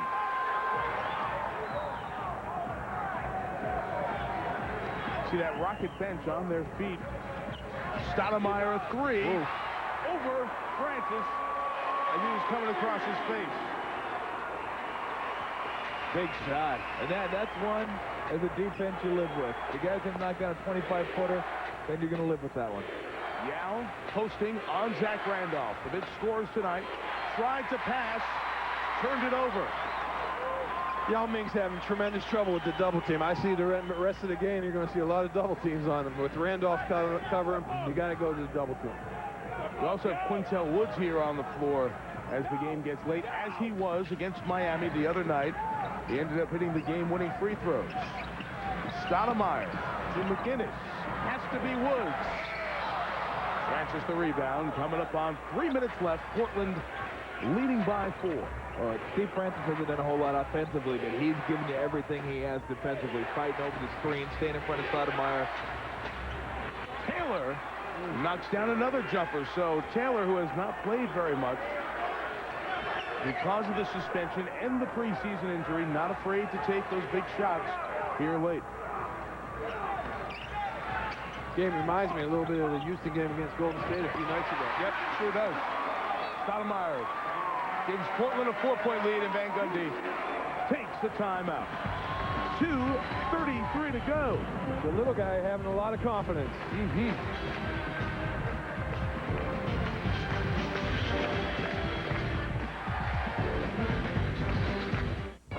Portland leading by 4. 2:33 to go here in the Rose Garden. Glad you're with us on NBA Friday here on ESPN. Let's check our OnStar game track. How this one has developed here tonight. Yao has 21 points, 9 rebounds, just 2 here in the fourth quarter, and getting a little bit frustrated as well. Steve Francis, who is near 20 points a game, just 2 tonight. It came in the first quarter. Francis 1 of 7 from the field for 38 minutes. Zach Randolph continuing his great season. Even though he's 6 of 19 from the field, he does have 21 points. Damon Stoudemire also has 21, his season high, with 5 assists and 1 turnover. Jim Jackson for 3. And a foul called on Mo Taylor, pushing the back. I don't think Jimmy Jackson had a field goal in the second half. I think he's missed every shot he's taken. He had a great first half. He's gone back and being cold. I really think Houston's offense is in process. It's got to grow up a little bit. Right now, it's not there. A 4-point game, another close game that the Rockets are involved in. Randolph having to handle out high after the Stoudemire pass. 8 to shoot. Wallace a 3. Mobley took the rebound away from Yao, and Stoudemire comes away with it. Not only another shot, but another 20 seconds up the shot clock, too, which is even more important this time of the game.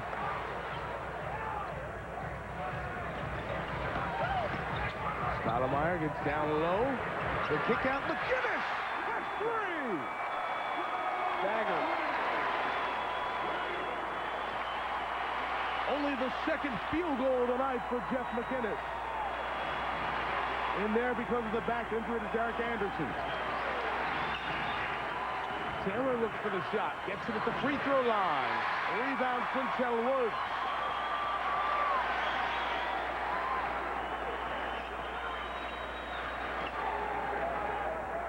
This possession will take us inside a minute. That last possession killed them. They gave up, it was like 40 seconds and a 3. Stoudemire overhandles McGinnis. Good night. And Jeff Van Gundy calls timeout. He told us before the game his team has struggled in tight game situations. Portland is making the plays here late, and they've taken a 9-point lead with a minute to go. OnStar emergency. So top 10. Sports Center after the game. Well, coming out of the prior timeout, Jeff McGinnis was struggling. 1 of 10 from the field, having an awful offensive night, but a couple of huge hoops back-to-back. Ends the game. The dagger comes off an offensive rebound. Stoudemire makes a pitch shot. He makes the 3, takes it up to 7, comes down the next possession, and just makes a good, smart basketball play, running some shot clock. And now 1 minute left, 9-point lead. I think Portland's got the game in the bag. Seventh-year man out of North Carolina. Comes up with a couple of big ones there. Now Houston needing offense in a hurry. Sports Center comes as soon as we're done here in Portland. Mobley makes it a 7-point game. Rockets will pick up full court for the turnover, then the foul. Quintel Woods gets it into the front court. They wanted to get the foul on Woods, the less experienced guy, but they pick it up on Stoudemire, the 88% free throw shooter. However, it was just the first foul in the last 2 minutes, so they had a foul to give. Well, Steve Francis is telling Eddie F. Rush, I fouled him twice. Yeah, I fouled him twice. Don't make me butcher the guy down there with the ball. And sometimes as an official, I think, in this situation, even if you barely touch the guy, you know they're trying to foul him, you got to give it to him, so they don't have to go overboard. But you need to foul right away and put these guys in line immediately.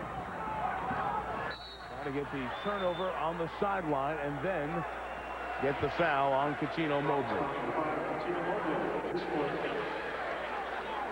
Well, we told you Sports Center is coming up next. Talking about keeping pace. I'm not sure what that is. That's a good tease. 100th time, I know what that is. That's Michigan, Ohio State. That kicks off in 11 hours. You're going to be there. And I'll be in Section 38, baby. You going to be there? Section cool. 38. I'm going to Washington State tomorrow. Oh, are you going to the game? I'm going to the Apple Cup. That'll be great. That'll be fun. Going to the Apple Cup Tom, tomorrow? what are you doing tomorrow? Stoudemire at the line now. I'll go to the Iron Bowl. Mike, how many events are you trying to get to this week? I'm going to golf on Sunday. I'm going to get to 4 sports in 4 days. Damon Stoudemire has been great at the line. 18 of 20 thus far here this season. I actually wanted to go to the Florida Rosedale, but I missed that one, so I just said, you know what, we'll wait till next year.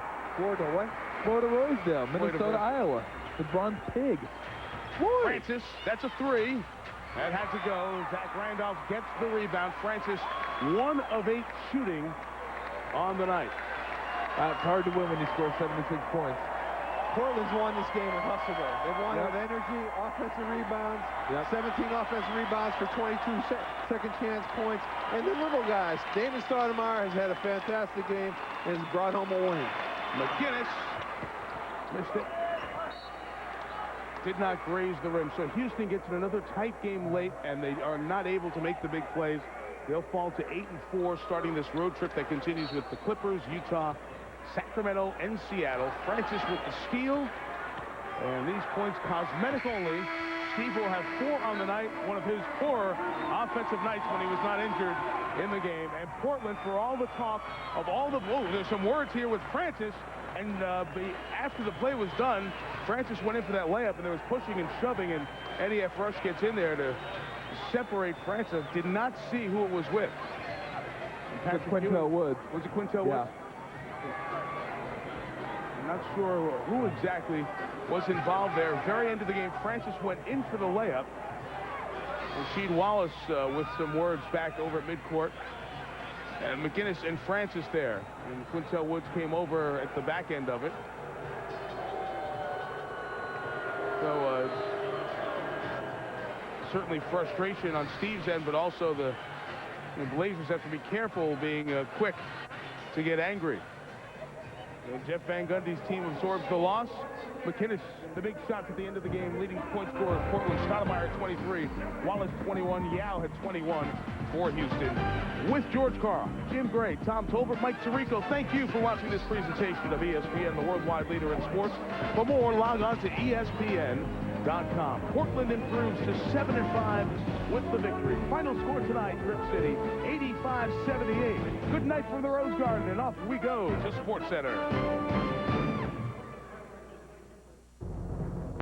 For Portland, 7 assists, 5 rebounds.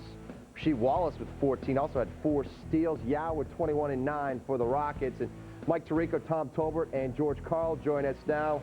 First off, I want to know, guys, how does Portland shoot 34% to Houston's 43% and win? Great. Damon, 23 points tonight. Congratulations. What happened here with this altercation between the benches here at the end of the game? I don't think it was really nothing. You know, I mean, a little trash talking, and you know, guys get fired up in this league. It's competitive, you know, and that's all I think it was. Steve Francis gets that last dunk, 4 points on the evening, 2 in reality. How did you guys manage to shut him out basically tonight? It was a team effort. You know, we just tried to funnel Steve whenever we could. You know, he's a heck of a ball player, and you know, we might have caught him on a bad night, you know, but hey, you know, we're happy about the win, and that's all that matters to us. What adjustments did Mo Cheeks and you guys make? Yao Ming came out here, 11 points in the first quarter, big first half, only 2 points in the fourth quarter, finished with 21. Well, I think we started to double him. You know, you got to understand Yao's a great ball player, you know, and you can't play him man-to-man. You know, so we started doubling, and that's when the whole complexion of the game changed. All right. Congratulations, Damon. Thank you. All right, back to you all. Thanks, Jim. Guys, Portland's played not too poorly considering they don't have Bonzi Wells, a significant offensive contributor, and Derek Anderson. So you're talking about taking 2 of their top 6, 7 out of